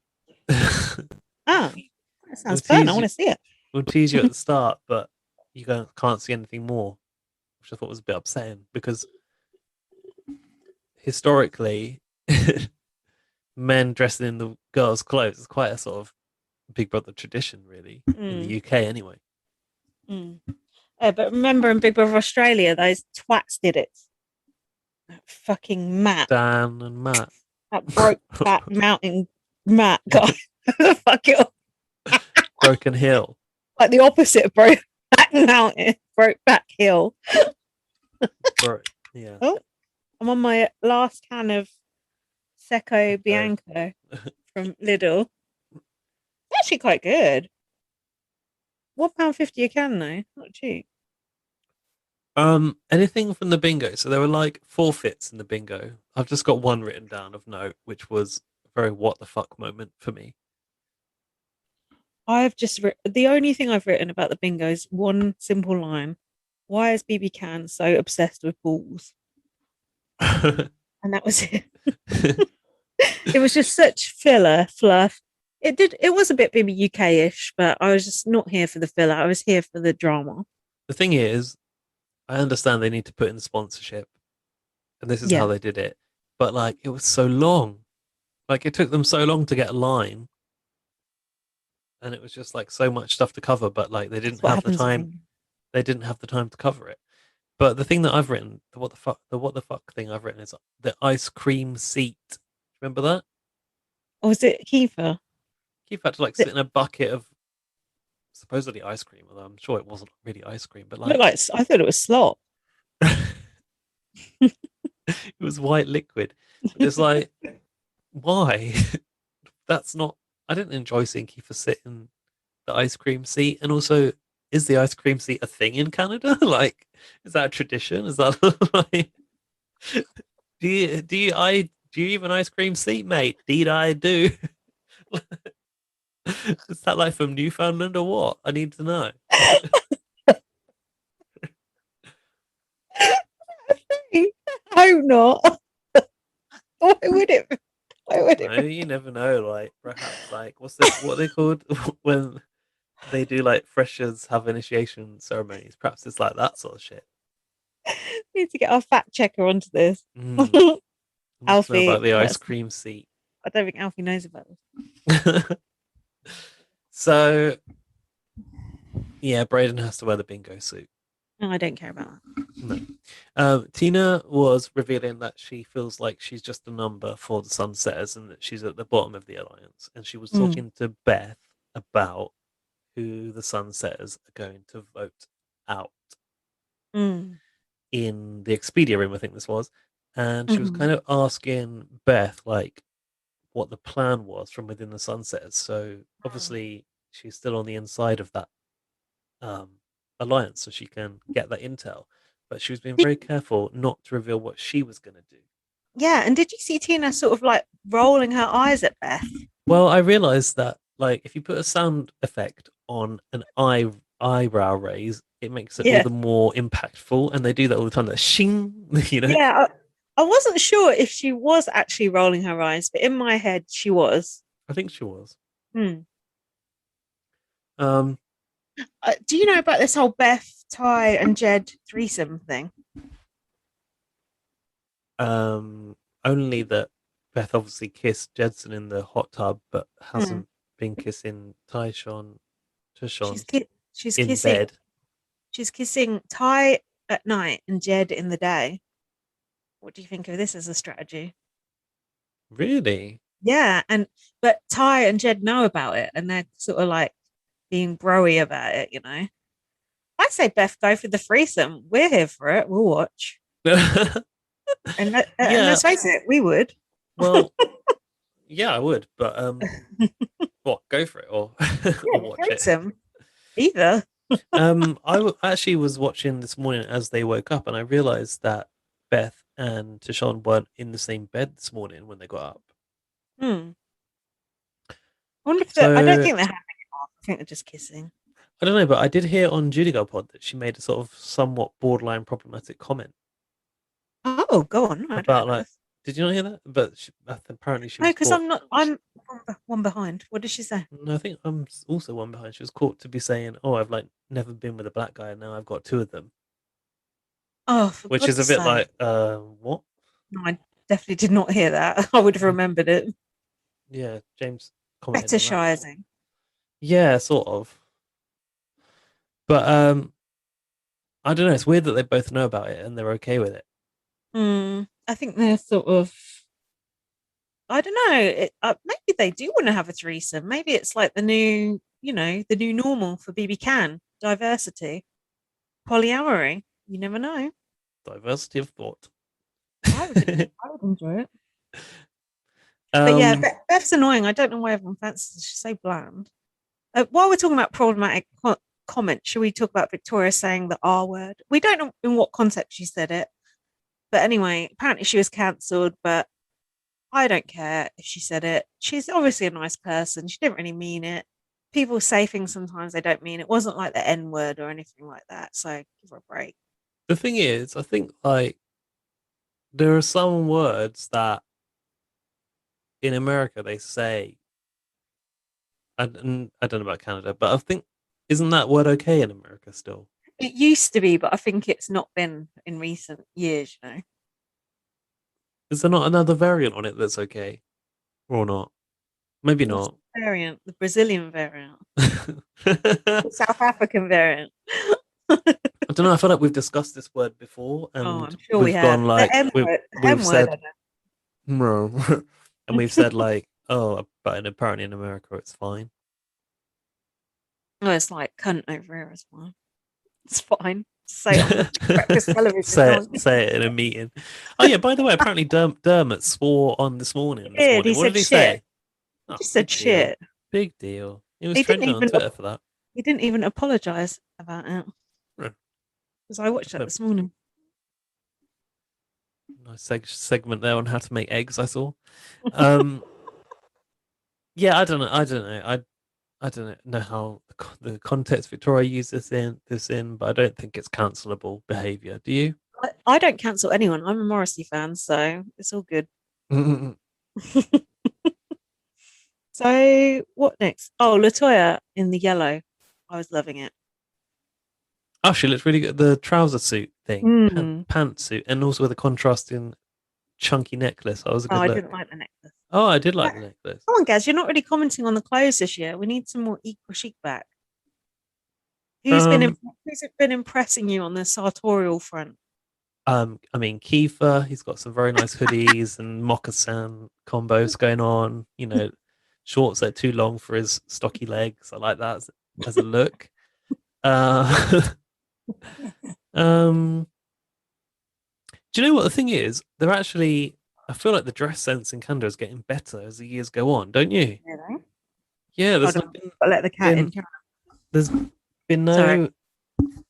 no boob laces to speak of for a while, and I think when the clothes are good, I'm less likely to comment on them.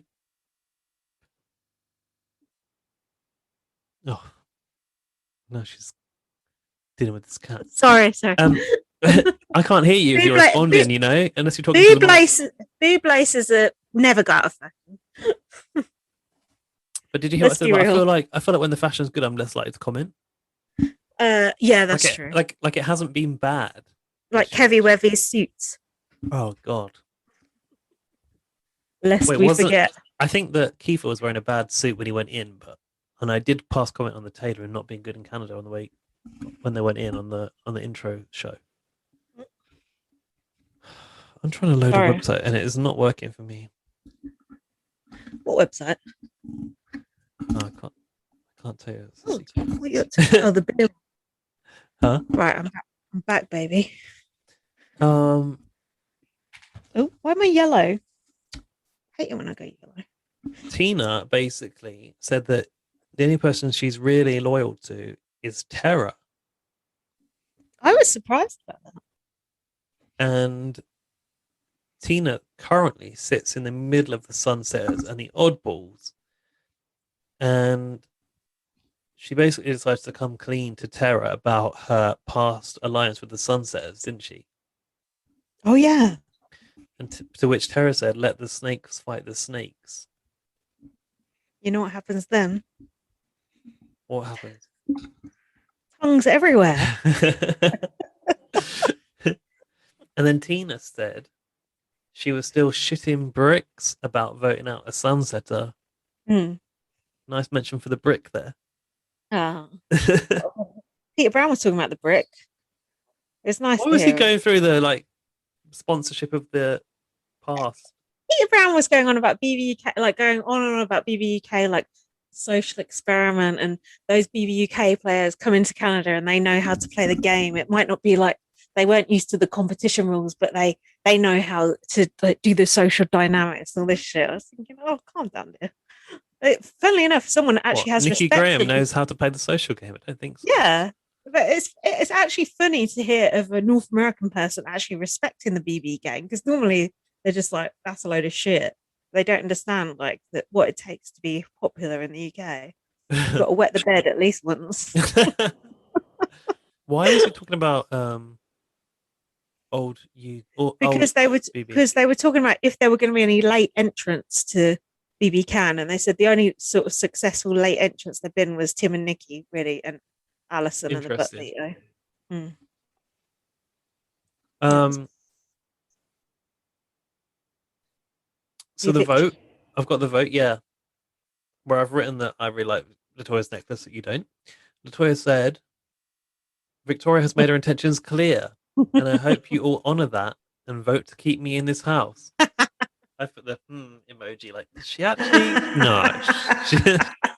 That's all She I've got. can't be serious. Did she believe that when she said it? I mean, it felt like she did, which was a surprise. No, when she came out, she's like, "No, no, I knew it. I knew it. I knew it. Yeah, I damn." It's me, it's you, it's you, it's me. I think the only vote that I was really interested in seeing here was which way Tina was going to vote. Mm. And she voted Latoya out. Yeah. She's shrewd. She's playing her own game. The vote was 6-3. So who are the three that voted? So Jed, Ty, and Keith. No, Keeper doesn't have a vote. Jed, Beth, and Beth. Ty Beth. voted Kiefer out. Okay. What did you think about? I've got something stuck in my teeth and it's really annoying me. Cover your webcam with your bit of tape. I don't have a bit of tape. I've got it Cover it out with now. your thumb. What did you think about the lack of hug for Victoria? Fair Oh, or I liked unfair? it. I liked it. It's like hug this person, whoop, hug the next person. And Victoria was just like, Yeah. right, What do you shaking her head. expect? Come on. Not that Latoya plays it emotionally, but you know, come on. Now, apparently, it's not written into the contract that you have to stand at the top of the stairs and say an iconic line before you leave, because Thank Latoya you. just decided to storm out. True.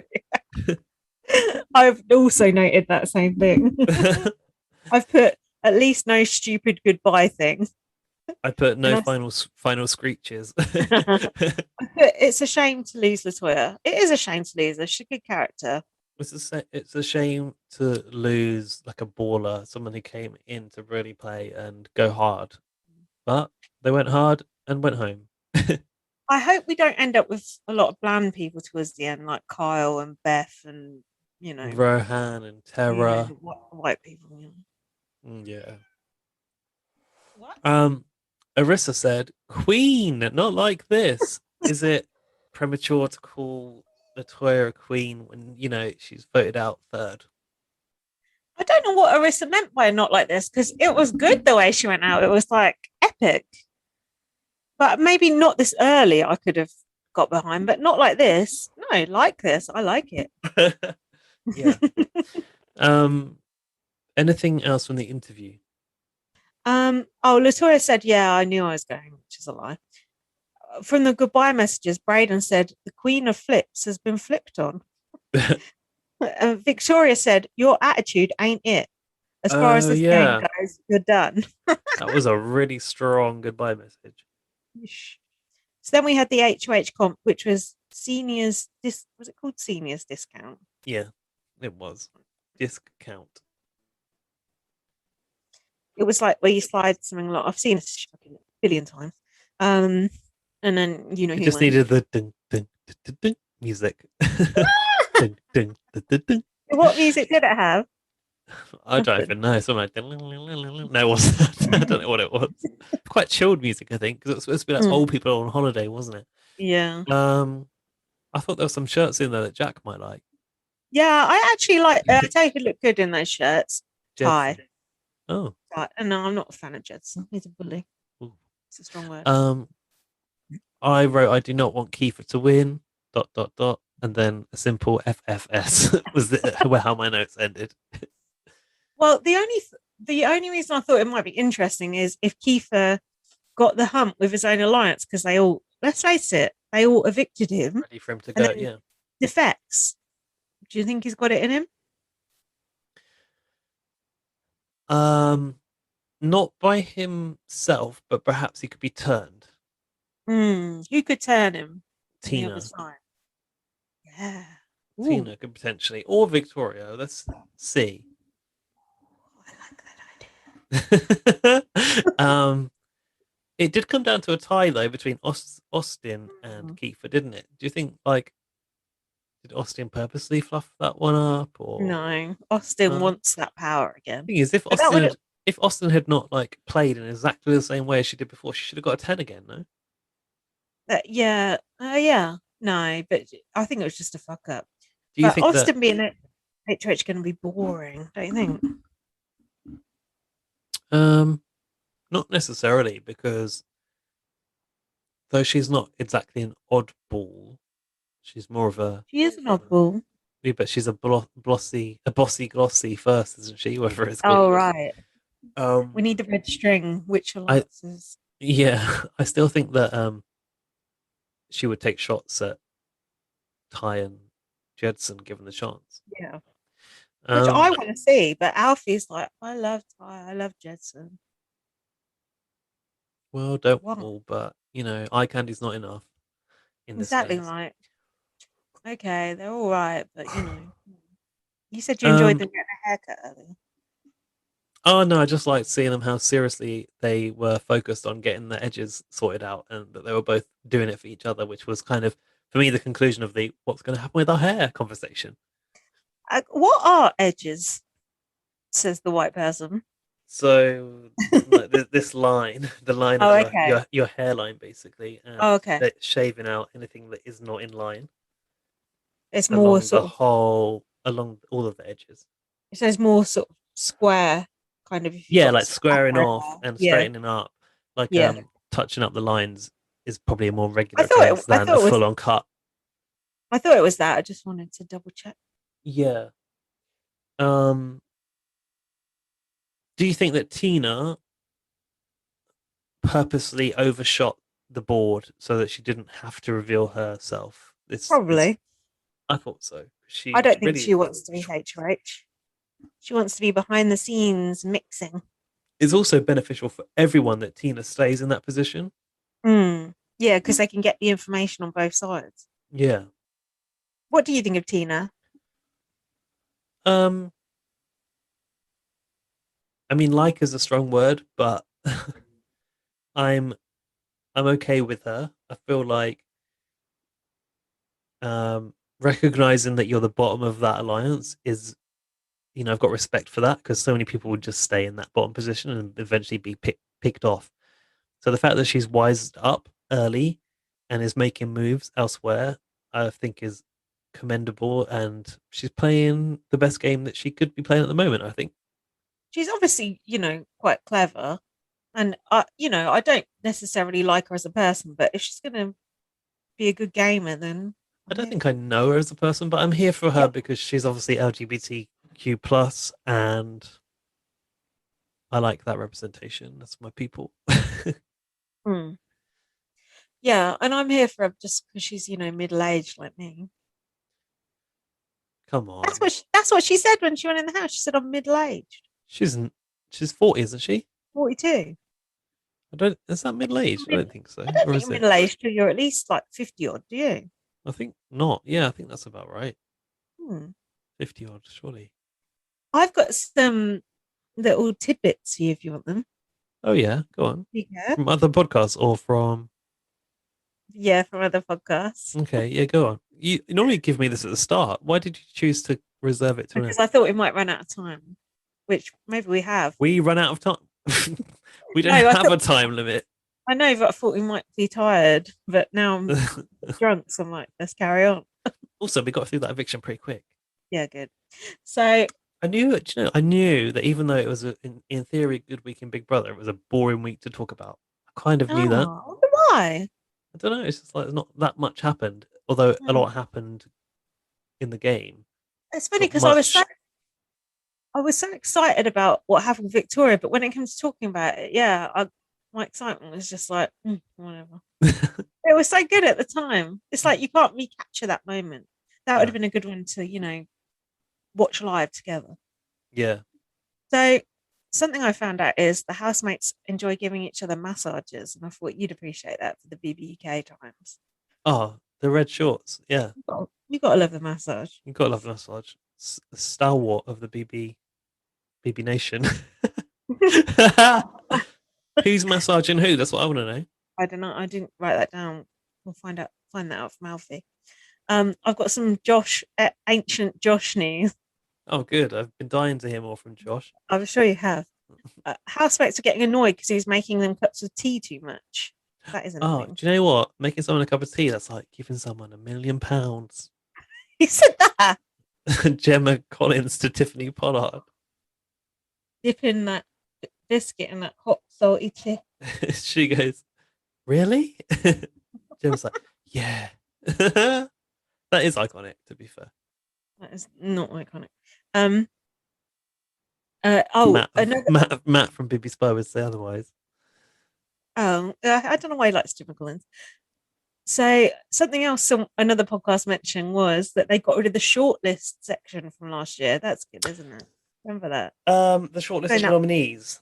Yeah, that was I that was pointless. well, I heard Cindy with an S talking about this, and bear in mind, Cindy with an S has been in there twice, so she's quite like knowledgeable on production and stuff like that. So she Mm. makes it out like she is. She said like, oh, in the past they've made the housemates sit there and go, I might nominate this person, but on the other hand, I might nominate this Flim person. flam. Yeah, the flim flam section. She basically said like, oh, the production have chosen to like remove that this year because they know that it's pointless and that Mm. it's not actually fun for people to watch, and that Mm. majority of times the HOH knows exactly who they want to nominate.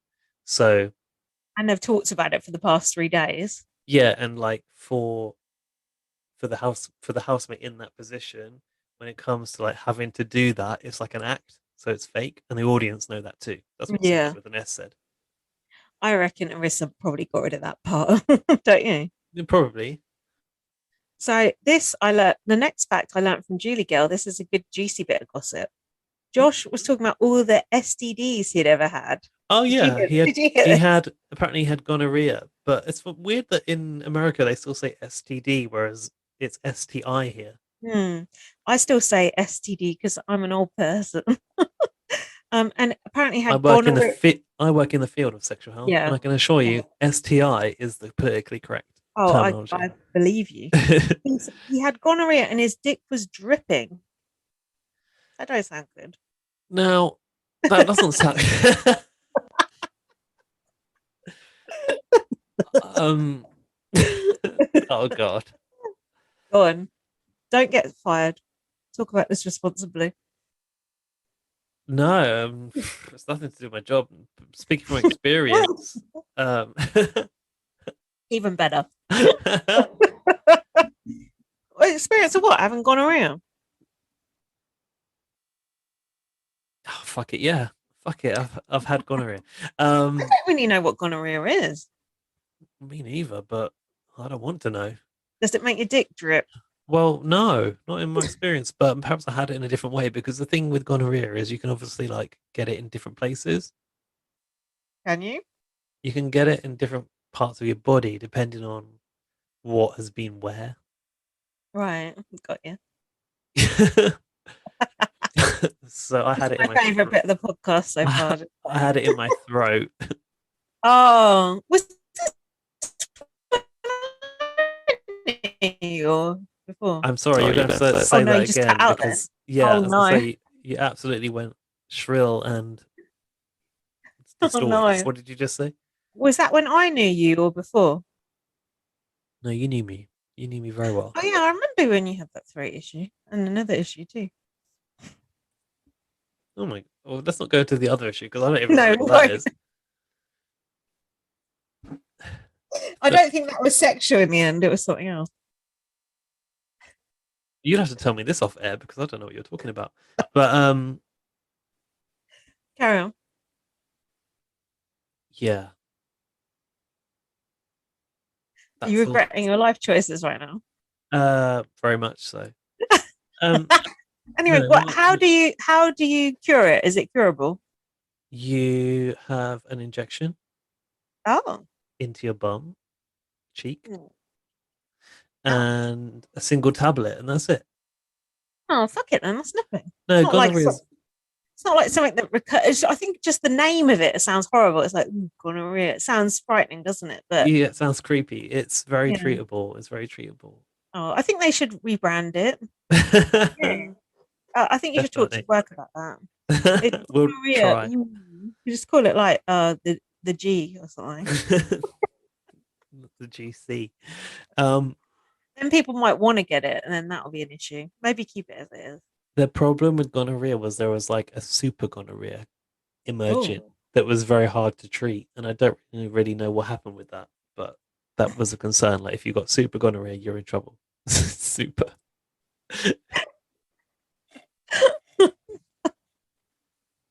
Supermax gonorrhea. Supermax gonorrhea. Or Supermax. Okay, well, as long as there was no dripping, that's the main thing. There was no dripping, but he probably had a different case to me. Look, what Julie Girl said, well, what Zach said was, if you're a gay man, you're gonna get STIs, and that's just a fact of life. And I thought, is it? Zach said that, did he? Yeah, he said that, and James was like, Yeah. like he was not agreeing.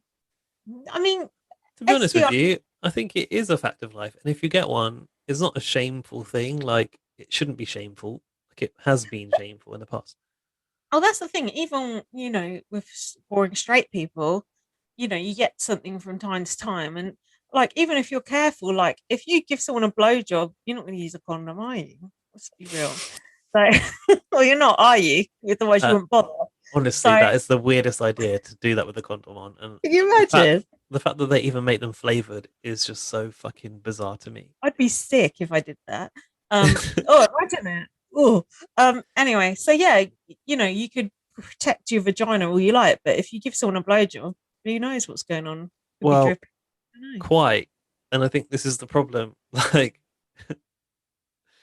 I don't know if I want to say anymore, but like Go you on, can, say it. No one's like, listening.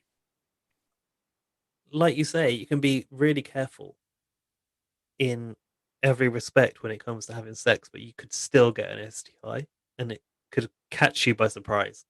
Of course you can. And also, sometimes it's not even your fault. Sometimes your partner cheats on you and gives you one. Not that that's happened to me, but it could have done. Mm. and Yeah. then and then you have to go to the fucking clinic and be like embarrassed, and it's like not even your fault. It's like fucking men, dogs. Well, the Not hashtag not all men. the thing is, Zach saying that, oh, it's part and parcel of being a gay guy. Mm. I think that there is a tendency for straight people to think that they're immune to STIs and they don't get them as well, and that actually, um, for gay people, we're testing more and it's more Mm. routine to be aware of Mm. things. And actually, for gay people, I mean, straight people who are like not as in tune, they're the Yeah, people that are more being affected blase. more because Mm. they're not checking and stuff is rising amongst those populations. And then Mm. the the the one that is on the rise here Hmm. is syphilis at the moment, and Ooh, that's that's straight another bad people. name. It's another bad Well, name. none of them sound great. That's not good, does it? I'll tell you the worst one that straight people can get: having a baby. That is the worst one, isn't it? At least gay people are immune from that shit. Yeah, small That's mercies. the one you. That's the one you really have to avoid. It's true. In a way, it's true. Like, Um, absolutely not in a way, in every way. So, uh, Beth has been kissing Jed and Ty. Okay, we covered that. Mm, Oh, BB Can is doing a BBUK. Do you know what they're doing that's BBUK like? um, they have a public vote for who should not be on slop. That's so boring. Isn't that boring? I should have got rid of that along the shortlist. They are What? putting on the show on different days, whatever the days are, I forget.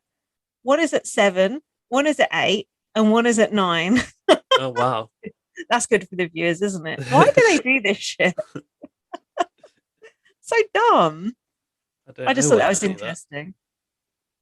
Sometimes I feel like perhaps they schedule it to feed the audience into something else. Oh, maybe. Like, oh, the Big Brother people will watch this reality show too, so Hmm. we'll put them on next to each other, kind of thing. Yeah, but why at different times? I don't know about that. That never makes sense. Don't mess your audience around. Just put it on the same time every time that it's on every day. Now, when the ball pit was revealed, Tara had an emotional reaction because she'd been through something in a ball pit. Now, She was terrified. oh, there's something there when she goes, and let's Yeah. face it, she will win. That was good. Yeah, I know how it feels to be in a bad spot in a ball pit, so I can relate to Face this. down in the balls. I was not face down, but I was definitely underground, the first one under. A face full of sweaty balls. Oh, the thought of it now. The Oof. smell of that ball pit area was Did it disgusting. smell? It I smelled don't. sweaty as hell. Oh, It smelled like beer. I remember going in there and looking back and going, it smells. I didn't even. God, you could have told me at the time. I didn't smell it. I must have been pissed. Sweaty balls. We know them well. By the way, we've not been Um. in the Big Brother Canada ball pit. It's a ball pit in a bar in London, so it's definitely 10 times worse. mm. So I don't know what Tara went through in the ball pit. Maybe Howie or did someone hit her in the eye? Did someone get in her mouth? Who knows? Um. she might So, have fondled a sweaty man who was hiding under the balls like I did. oh my God, was Disgusting. he hiding deliberately under the balls? Yeah, Ooh, well, that's predatory. Ugh. So that's it for my. That was it. That wasn't that great, was it? Oh, it's brilliant. Oh, thanks. Got me to talk about that time I had gonorrhea, so I'm sure people will love hearing about That'll be the big hit of the podcast. We'll put that in the advertisement. that. Right. Do you want to look at the while you look at the emails? Yeah. I'm going to read out Matthew Pagazzani's tweet DM that he sent us. Oh, I really need a toilet break again. Yeah, actually, let's do that. Okay, let's come back. When we come back, we will open the inbox. BRB. We're back. Yes, he's back again. We've got a DM from Matthew Pagazzani. We said slide into our DMs, and only one person did. But to be honest, he's the best person. So the rest of you fucked up. Here we go. Oh, he messaged us last week, and he messaged us this week. Hold on, why is it not? He was just out of time last week. That's why. I don't know what is. I don't know why it's not letting me. Oh no, here it goes. So last week it said, I saw your tweet too late, and you've probably already recorded. Yes, we had. Just want to say I'm beyond happy you guys are back. That's nice, beyond happy. Love that you're doing a draft. Oh, we've completely forgot about the draft. Oh god. So Julie girl as well, apparently. I'll make sure I send a proper email for the next pod if I am too late. Oh, he didn't, but he sent a DM. Oh, and I plan to listen to the pod on Amazon Music. Please don't judge me. It's actually not a bad app. And you were saying it was for the old people. Come on, Matthew Pakisani. Honestly, the crowd there is booming. It's a I'm not, burgeoning audience for us. I'm not surprised. No, I don't know why Boomers. my Twitter DMs keep shutting. As always, love you both. And again, so happy BB on Blast is back. I can only listen to Taryn drone on about every minute detail of house strategy and Melissa's dogs barking on our hat for so long. Talk soon. Thank you. And he sent another one since then, which I've not read. Don't read until after you've watched The Eviction. Now, that is a good start to a message. Still recovering from the Latoya eviction. Absolutely loved her and definitely think she left too soon. It's funny because I really did not like her to start with, but totally loved her by the end. Saying that, girl, you got a campaign. Girl. Microaggression. Not saying it would have made a difference, but she was completely blindsided. You just never know. And if you don't try, you will 100% go. So yeah, went from heartbreak to yelling at my TV and absolute excitement when Kiefer won HOH. What? I'm almost positive my cat Kiki thinks I'm a lunatic. Oh, can you send us a picture of your cat Kiki? I want to see her. Kiki, do you love me? Are you riding? Kiki, she was never the person. Ever leave from beside me. Kiki was the person in the crossword, the word search puzzle. BB Cat. Oh, they fucked it up. Yeah. But hey, it's Big Brother. It's emotional. Not if you're Latoya. Now, we can hopefully watch that smug, sour-faced fake Kyle squiggle and squirm. It will be beautiful to watch. What do you both think of Kiefer? And what side of the house are you pulling for? Love you both. Kiss, kiss, kiss. I think it's safe to say that we both just like Kiefer. The thing is, I think we've missed a trick here with Kyle because Alfie fucking hates Kyle as well. And Matthew Pakisani hates Kyle. And I trust both of their views. So perhaps we should start hating Kyle. I literally said in this podcast that I hate Kyle. Oh, well, I hate him too. What about the eyebrows?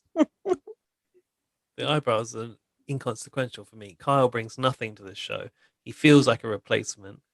He's got nothing about him. I would rather have just not had him. What if Big Brother actually does bring in that other Kyle instead, just one day, and just act like this is Kyle, just like, oh, this is Kyle, and yeah, just replace him in the night. That would be better. Yeah, and people go to his diary and they're like, this ain't Kyle. Where's the eyebrows? Yeah, and they're like, that's him. Yeah, and the new Kyle Moore has to just act like he was there all along. That would be great. That would actually be a really good twist. I would be here for that. It's like a Kafka-esque sort of like Big Brother. Oh my god, you can have that for free for us, and I'm sure Kyle Moore would appreciate it too. What esque? Kafka. Kafka, what's that? It's like a writer who writes books that are like you wake up and like the world's changed and it's like diabolical. You learn something new every day on BB on Blast. I am struggling with the emails. I don't think we've got any this week. No, we have. Because I've been swiping them when they come in. Since the 12th of March, right? Yeah, we've had at least 3 emails. What's the date today? 19th. And the 12th of March was when? Last Friday.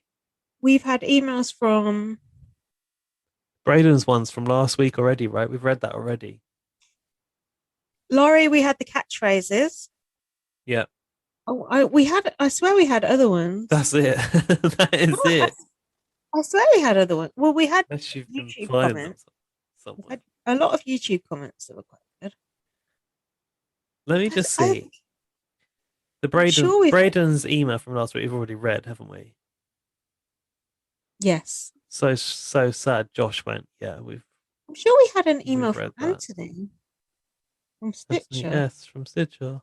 I thought so. I think it's really only Laurie. So maybe I imagined it. Oh my god, there's so many catchphrases here. Laurie has been compiling. Come on, I want to hear him. The definitive list of the BB on Blast International. It's the BB on Blast International Catchphrase Compilation. Which is your favourite? And where are they from? After you two talked about sprinkling international BB catchphrases into any season you're podding about, I thought it was the perfect time to share the list I've been compiling. Okay, here we go. Here's the lowdown. It's like a chart. Da, da, da, Here's da, da, one. da, da, da, da. Do you remember that? Yeah, I do. Was that the chart? Top of the pops, isn't It it? was, wasn't it? Yeah, it was. I think the top of the pops. The top one is tonight, which We've I not don't been think we doing. We use it should that be much. doing more of that. That's an official BB Can one. True. Tonight on Laurie's catchphrase chart. Abrupt Yeah. is the second one. They're not actually in a chart. The third one is not a tear was shed. Hold on. If we've got abrupt, we need hell's coming along with that. Maybe it's coming late. It's coming. I didn't doubt you, Laurie. What? Hold on. What was that? Not a tear was shed. Yeah. Yeah. Your biz. In at number 4, it's draw the line in the sand. Well, we've mentioned that at least 10 times tonight, so that's good. How's this echo? Is that extreme or not? I can't hear myself in the echo. It sounds good. I like the echo. In at number 5, there's no numbers on this list. I'm just saying. I'm proud of like, you. What? I'm proud of you. That is a classic. Who is that? Casey Batchelor's mum to Jim Davidson. How niche do you want to be? Come on, give me the Big Brother as well. The country. Oh, UK. In at number 6, it's I could kill somebody with these 2 fingers.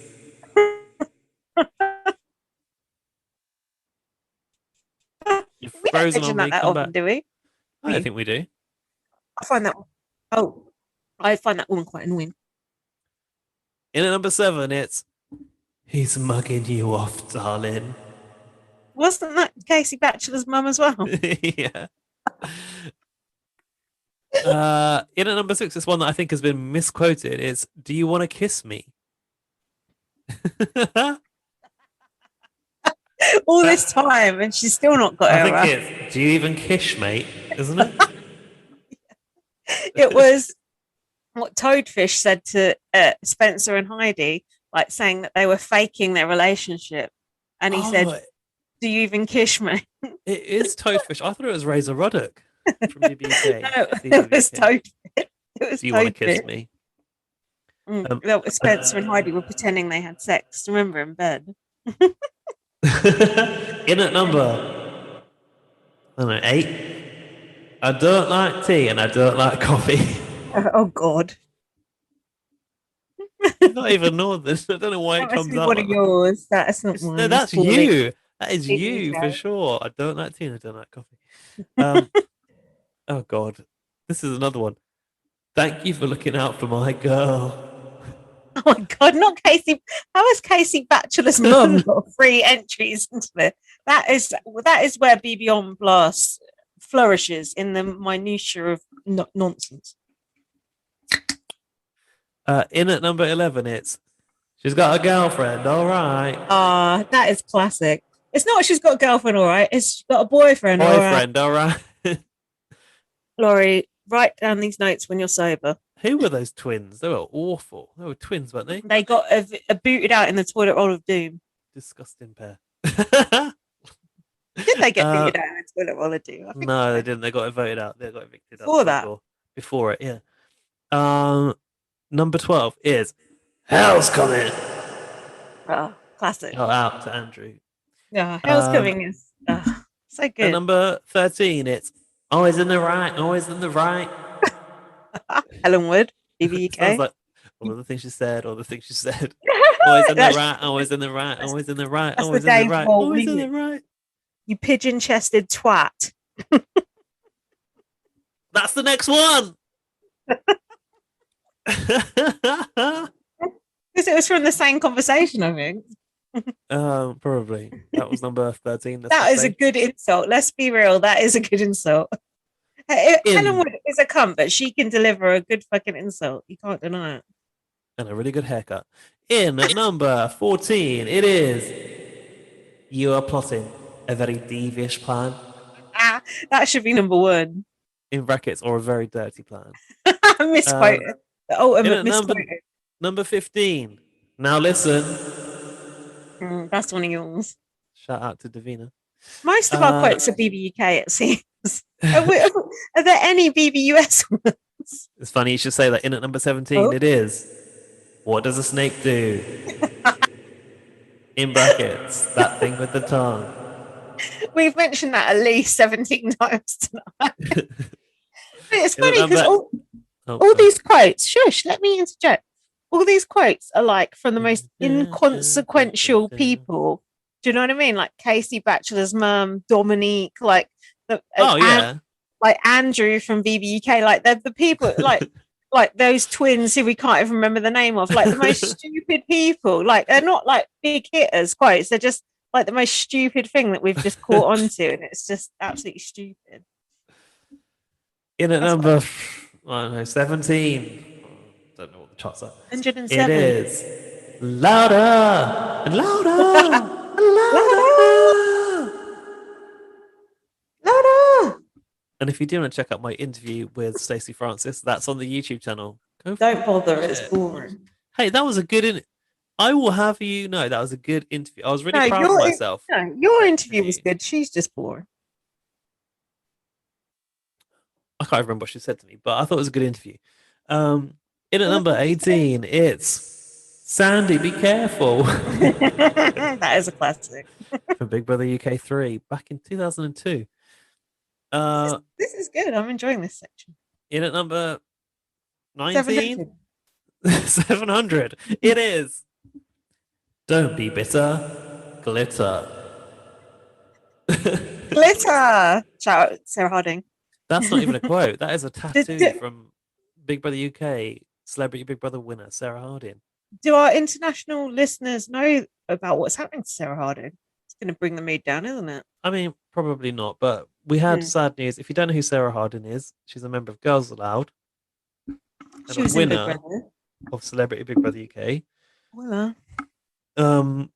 Just the day after last week when we had the announcement about Nikki's fundraiser from Ryland's tweet, the next day in the Saturday papers there was an interview with Sarah Harding about her status with cancer, and I don't think anyone got to read that full interview because it was behind a paywall unless you bought the magazine. But what I saw and took from that was that it said that she probably won't have another Christmas, which is fucking awful. Yeah, we already knew that she was terminally ill, I think, didn't we? Yeah, I think so. Some terrible stage of cancer that she had. Stage 4. I was talking to my friend Nikki about that, and she was saying, yeah, stage 4, they can basically manage it, but you might live 2 or 3 years, but it's not recoverable from. That's so horrible. And I think she's younger than me, actually. Hey Siri, how old is Sarah Harding? Sarah Harding is 39 years old. You're right. She's 39. Did you hear that? Yeah. Could you hear my Australian Siri? Barely. Fetishizing the Australians. I just like. Good day, mate. Hey, guys. In at number. I want you to say a number. 20. In at number 20, it's I'm a legend. I just said that earlier. Laurie, you got these right. In at number. You've got to do the hand motion. I'm a legend. I'm a legend. In at number 462, it's The Alien Has Arrived. Oh, that is a classic. That is good. In at number you can put 19, it's dash bare water in her face. Oh. I swear that is not even the right quote. Yeah, it is. In at number 9, it's Hey Peter. I was thinking about Hey Peter when I was listening to Peter Brown on that podcast, because he was talking about Marsha the Mies and saying like the elite club that get to speak to Marsha, and I was thinking, calm down. Hey Peter. In at number 37, it's Butter. That's one of yours. That's my sister speak ripper. Another podcast I'm ripping off. I don't think Now, Sister covering BB King. okay, I'm waiting for one to come up, which has not come up yet. this is the top 5. I think there's 5 left. I think. Ding, ding, ding, ding, ding, ding. Ding, ding, ding. In at number 5, it's 1 Mississippi, 2 Ah, Mississippi, that should and be number it's one. that's in blue for some reason. In at number 4, it's absolutely fantastic. We've not been saying that for a while. Is that That's old school. who is that? Ash Harrison. That was a BB on Bile favourite. In at number 3, it's You Better Know Yourself. Little girl. Little girl, if you're talking about me. In at number 2, it's You Can and You Will. That is good. In at number 1, topping the chart for the 3rd consecutive week, it's Washing Machine. That's what I was hoping for. Yeah. Yes. That was what I was hoping for. The only other thing that sprung to mind, which I don't know if we say that much, was That's Cute. You know, when Erica left. That's cute. You said that one. Also, apparently there are notable impressions which include Lindsay's BBUS Sam Bledsoe. Oh, that's gone. Come on. I can't do it anymore because I don't hear her. Yeah, I warned you one. What is it? It's like this. I think you can do it. Come on. Do it anymore. Do it. Do it. Do it. Do it. Do it. Honestly, I can't remember. I can't remember. I can't remember how she goes. I really. I don't want to be a robot anymore. I can't do it anymore. I need to hear it. It's like The Woman in the One on Netflix. Like I could do her really well because I've been watching it a lot. Have you been watching the Netflix show The One? The woman in it talks like this. She talks exactly like this, and she's a CEO, don't you know? So don't fuck with her, or she will come and get you. No, I haven't seen it, but I've seen the. Did you watch it? I finished it teaser. today. It was actually really, really good. Yeah, it was good. Do you know what I think about Netflix? It's like Netflix tells you what to watch, and everyone watches it because it's like this is the top thing on Netflix. It's kind of like, it's kind of like it takes the thought out of TV viewing. It's like you don't have a choice. Netflix decided this is what you're going to watch now. It's fine by me. I don't even pay for Netflix.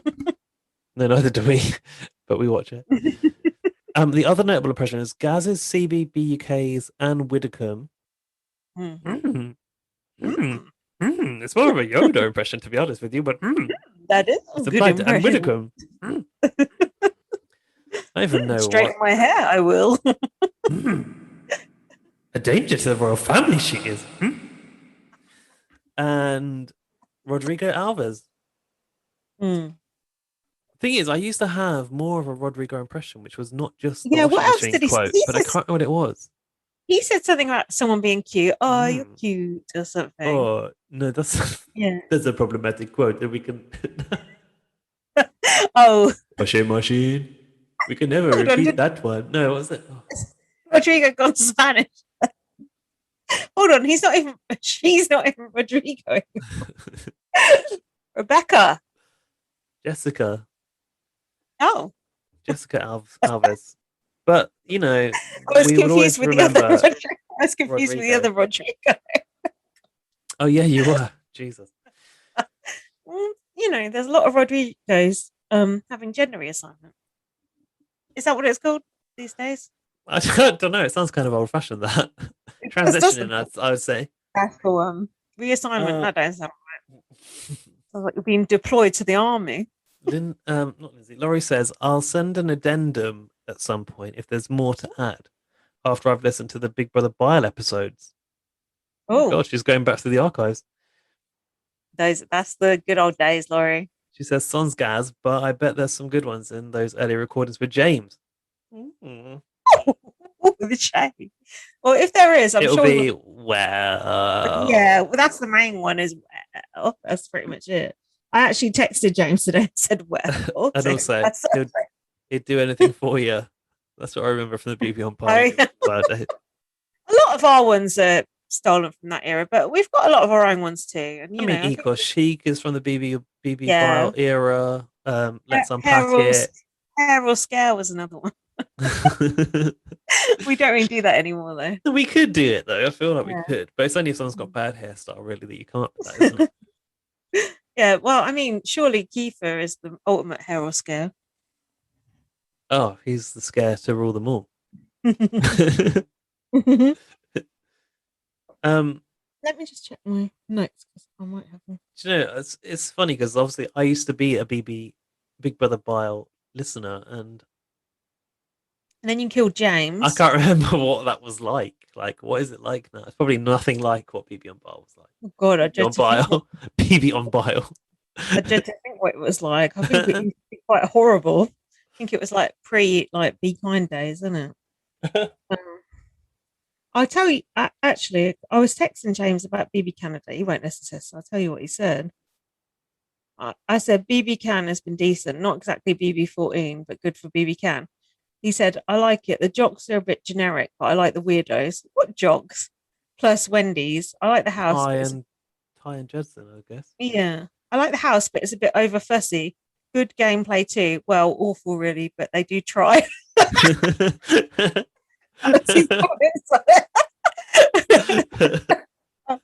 enough.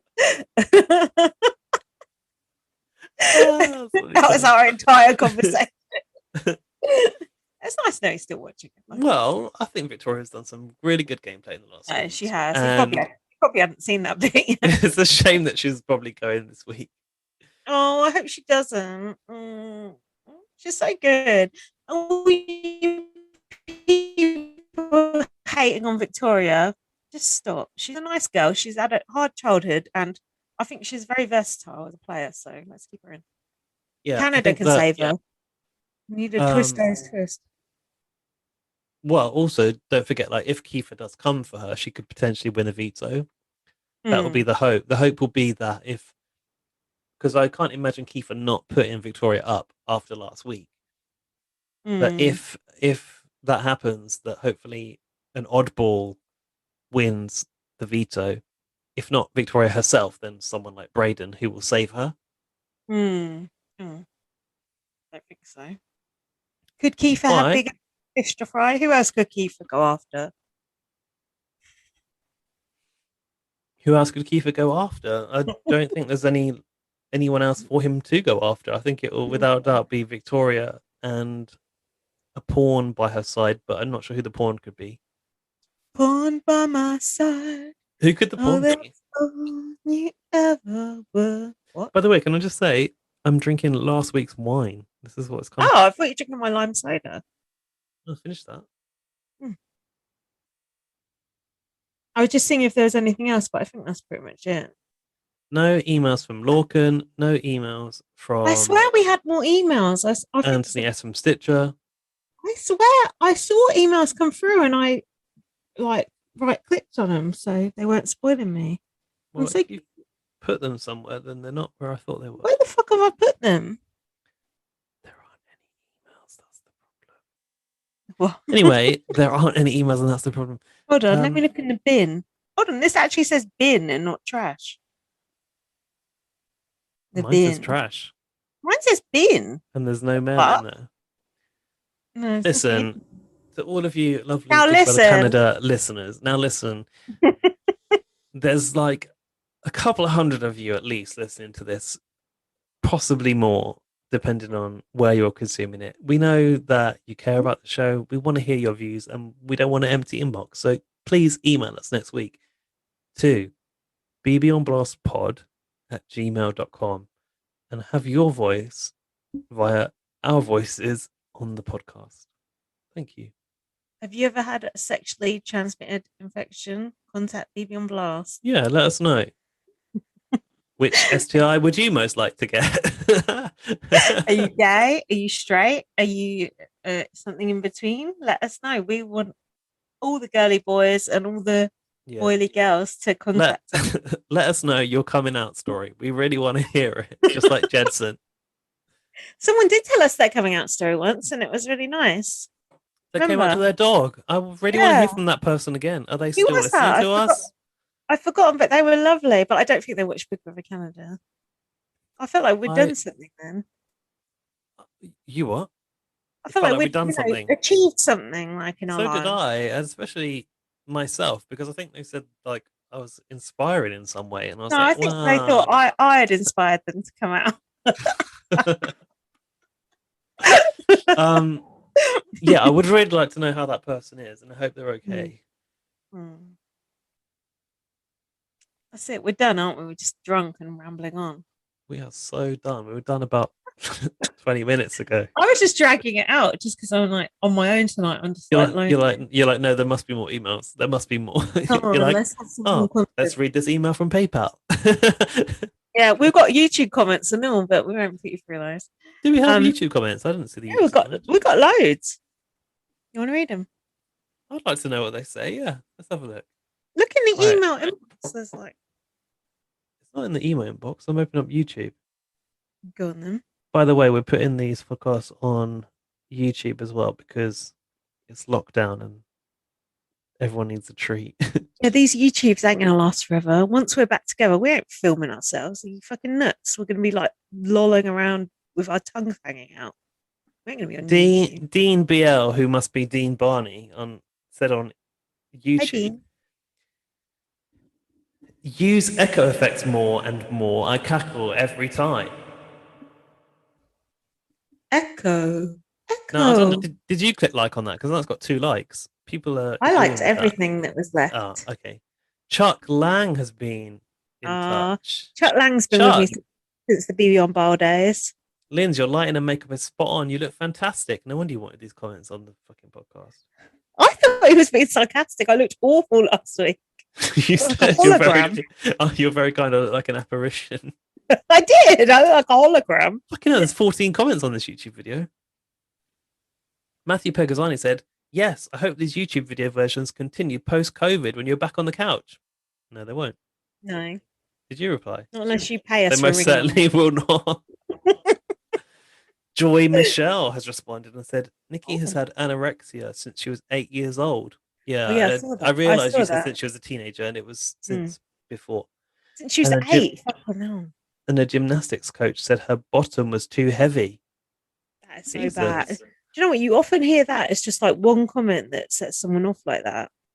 As a result, Nikki has never been through puberty. Fucking hell. She's never had a period.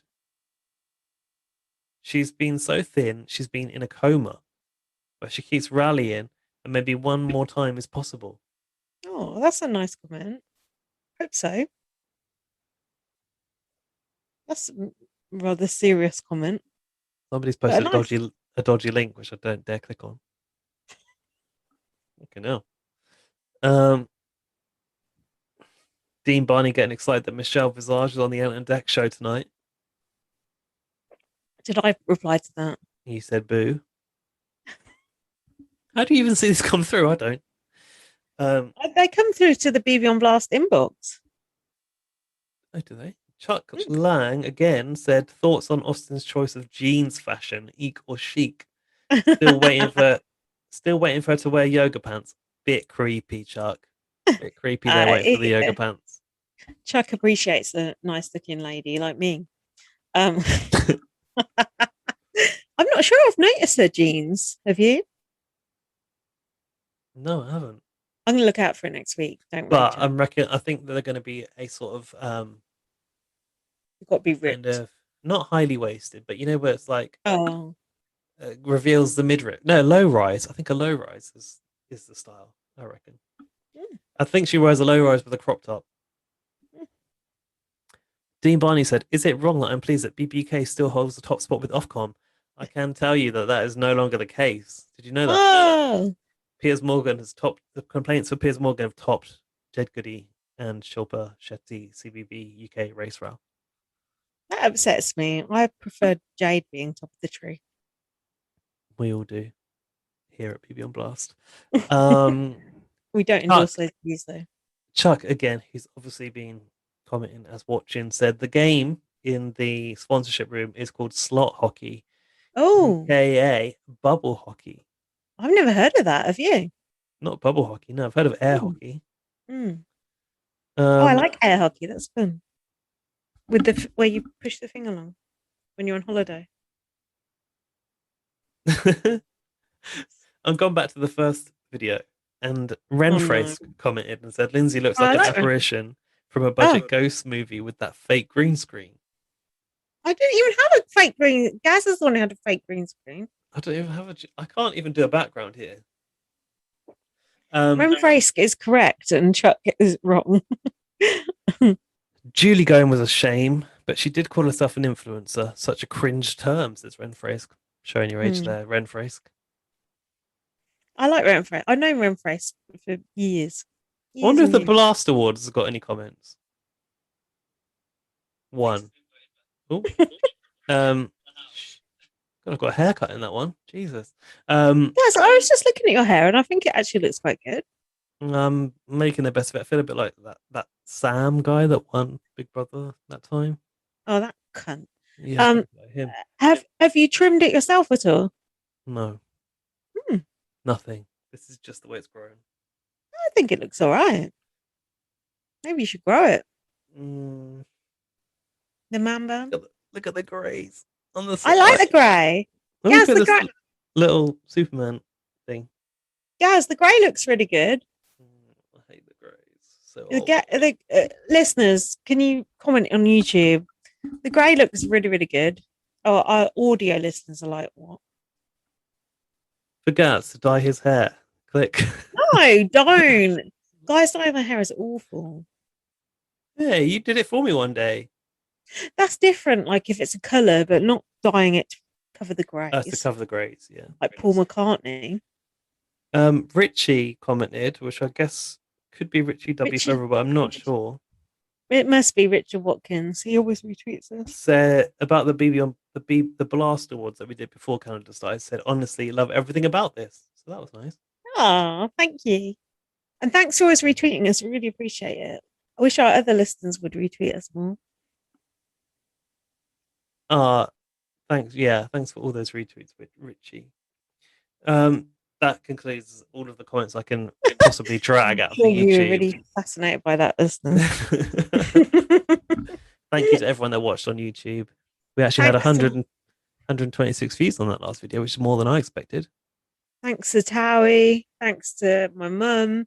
Thanks to Our Lady. Thanks to Janelle the cat. Janelle the cat that comes on my balcony every now and then. To Zingbot, Dr. Will.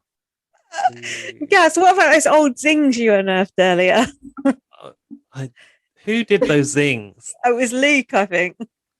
Gaz like WhatsApp me these things like, what the fuck is this? Did Lorcan do these? So I think somebody said the smartest thing that's going to come out of Gaz's mouth is a dick. A penis. It was Luke. It was Luke. Gaz was like, what the hell is this? I'd had no recollection. I was like, what is this I just found? Because I was trying to delete clear space on my laptop. I remember listening. It said I should zip up my mouth with a glue stick. You know what we haven't done? The BB on Blast versus Julie Girl BB Can 9 draft. That's because they're not paying any attention to it. Or are they? Actually, I'm one behind. They might be. No, they did mention the draft at the end. So, who's winning? Is it us? Laurie, our lovely loyal listener, did us an image so it's clearer who is on the draft. Now, if you were listening to the draft section last week, you might hear Lindsay going, oh, who's this? Oh, I can't see Zach on there. I can't see James. Oh, there's no black person on here. There's 2 women on here. She was so confused, and I realised it's because Laurie had sent an image of her own draft, which I think is with like Rowan and maybe Lorcan and Luke. And you must have been looking at their draft. No wonder you couldn't make head nor tail of it. Well, I was drunk. So, this week, Latoya was evicted, which means that the player in the BB Can in the BB on Blast versus Julie Girl BB Can 9 draft to lose a housemate was Zach. Sorry, Zach. Which means that, Lindsay, you still have Beth, Kyle, Deshaun, and a former house guest / wildcard in play. What the hell happened with that shit? They're not coming. Thanks, Arissa. James still has Austin, Braden, and Tina in play. Not bad. Not a bad. Zach has Kiefer, Rohan, and Tara. Oh, Zach, that ain't good. And I have Jedson, Victoria, yay, strong player, and a former house guest who will never turn up in play. I think Jedson is a good shot as well. Yeah, that means that I've got 1, 2. Right, combined we have got 5 players, and Judy Girl have got 1, 2, 3, 4, 5, 6 players. So we're kind of at a disadvantage, but 2 of those we've got both of these like wild cards that James decided to put in, which actually fucked us over.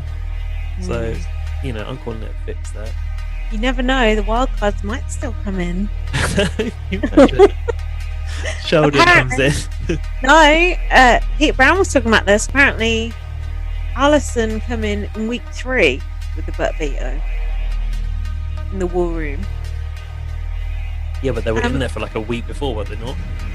I remember Ashley came in like quite a way into BBUK. Ashley? Yes, she did. Have you seen Ashleen's new butt? No. She had butt implants. I saw it in my magazine. Oh, Ashleen, stop. I know. You're fine as you are. Stop. I know. Anyway, we can wrap this up. I'm literally just drunk and just chatting shit. It's time to wrap it up because I've nearly finished my glass of week-old wine. It's time to go. Hold on. Talking of that, when is BB Australia back on? Give us that info. If you're interested in Big Brother Australia, they are starting to tease their new housemates. But be careful when you watch those housemate teasers on Twitter because Big Brother Australia, if you don't know about it yet, it's now a pre-record. It was all recorded in 2020. So BBAU 2021, it's a done deal. It's happened. Apart from the final is live, isn't it? So perhaps they don't know who's won, but they definitely know who the finalists are. So what spoilers have you seen? Not obviously don't tell me the spoilers, but what kind of thing? Well, I've seen basically now they've teased 2 housemates on Twitter, and I'm fine with knowing who the housemates are. Like, I'm going to find out anyway eventually. But all I need to see at this stage of the game is their VT, their background, their audition footage, maybe. But if you watch the videos in their entirety, they go into like the house and the diary room and also the competitions. So I've seen like the format of a few of the comps, which I don't want to see yet. I've seen like diary rooms and like the thing is, like, I've seen the new house already in a teaser that they did last year or whatever, like ages ago. But stuff like the diary room, I just feel like you keep that on hold, don't you, until like launch because it's exciting. I mean, the BB Australia house isn't never like, the BB Canada house, is it? It's not like, it's just a house, isn't it? Or is it? I mean, in the past, I feel like it's been a bit more elaborate than it is now. Like the last BB Australia house was very much like, this is the basic package of Big Brother. Don't you feel like it's like basic bitches? Yeah, it's like, this is how we do Big Brother now. Like, if you want to run Big Brother in your country, but it's like on a budget, like consider this. Like the house is sort of purple and there's like wood. And like, if you look at the Netherlands house now, which is they've revived this year after maybe like a sort of 5-year break or whatever, it looks really kind of similar in essence to the Australia house. Oh, really? And what about the casting for Big Brother? Half people of colour, half white people? In Australia, you'll be lucky. As a joke. Do you know what? Speaking about Big Brother Netherlands, by the way, obviously, like now I bet they're forward thinking. The Netherlands is the birthplace of Big Brother. That's where it all started. So they've been smoking weed and they come up with that. No, do you know what? The person that came up with Big Brother in the Netherlands did so. Wasn't it John DeMol? No, it was the person who like wrote the Human Centipede or something. Honestly, there's like a Are you connection between serious? the Human Centipede and the guy who conceptualized Big Brother is the same person. Fuck off. Is that true? I'm not even joking. I've seen it on a documentary about Big Brother UK. It's fucked.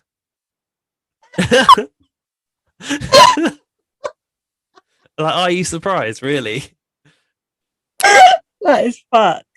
I don't believe that. I'm going to look that up after the Look show. that up. But anyway, I was really interested by the revival of Big Brother in the Netherlands because that's where it came from, and that kind of like gave me hope that if it can come back in the Netherlands where it all started, it can come back in the UK. It's Um, coming home. It's coming home. It's coming. It's coming. Big Brother's He's coming home. home. So basically, I started to follow the Dutch season through Instagram, and I was really trying to understand.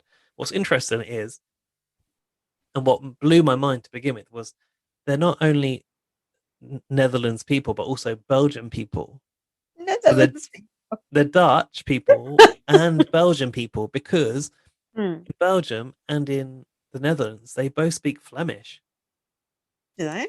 And believe it or not, I think certain parts of Belgium, I don't know, but it's a sort of multi-country Big Brother.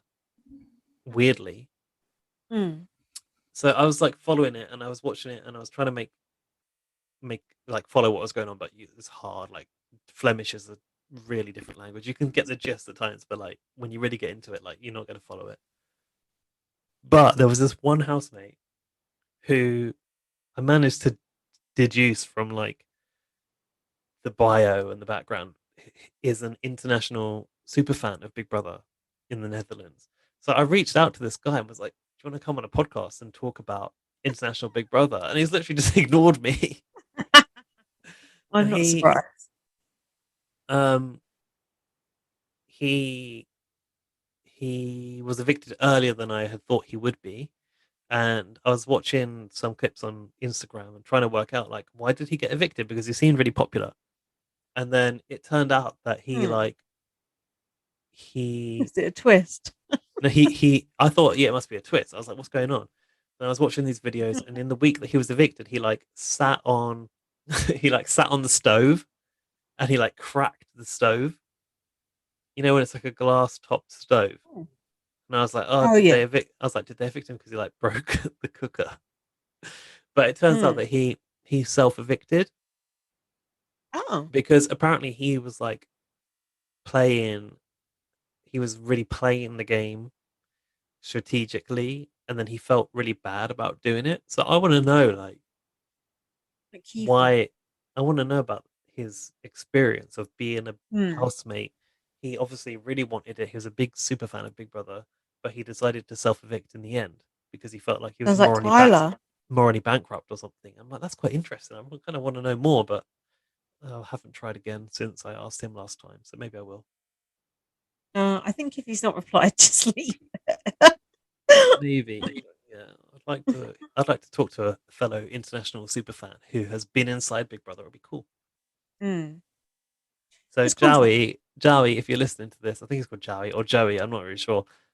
Get on the podcast. Give us a tweet. Joey, that's my cat.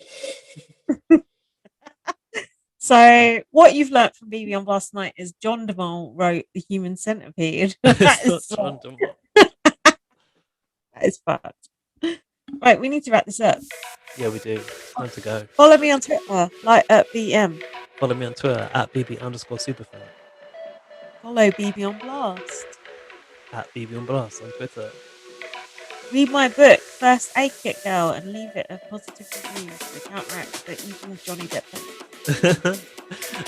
Look out for our videos on YouTube and check out our Facebook, BB on Blast. Look at our website, bbonblast.com, and you can listen to us on Spotify, Stitcher, iTunes, Spreaker, Amazon Music if you're old. Actually, Stitcher's not really working yet, I don't think, but try it. And that's why Anthony S hasn't emailed us. We've got a duplicate feed up there, so be careful, but we're on Spotify. Leave us a YouTube comment let us know what you think of our appearance this week. Are we looking good? Should we change it up? Should I cut my hair? Should I dye my hair? Let's go. Thanks for listening, and also email us to bbnblastpod@gmail.com. Please, I'd just like a couple more emails to read out next week. I don't want more emails because by this point I'm tired. Thanks for listening. Bye. Bye.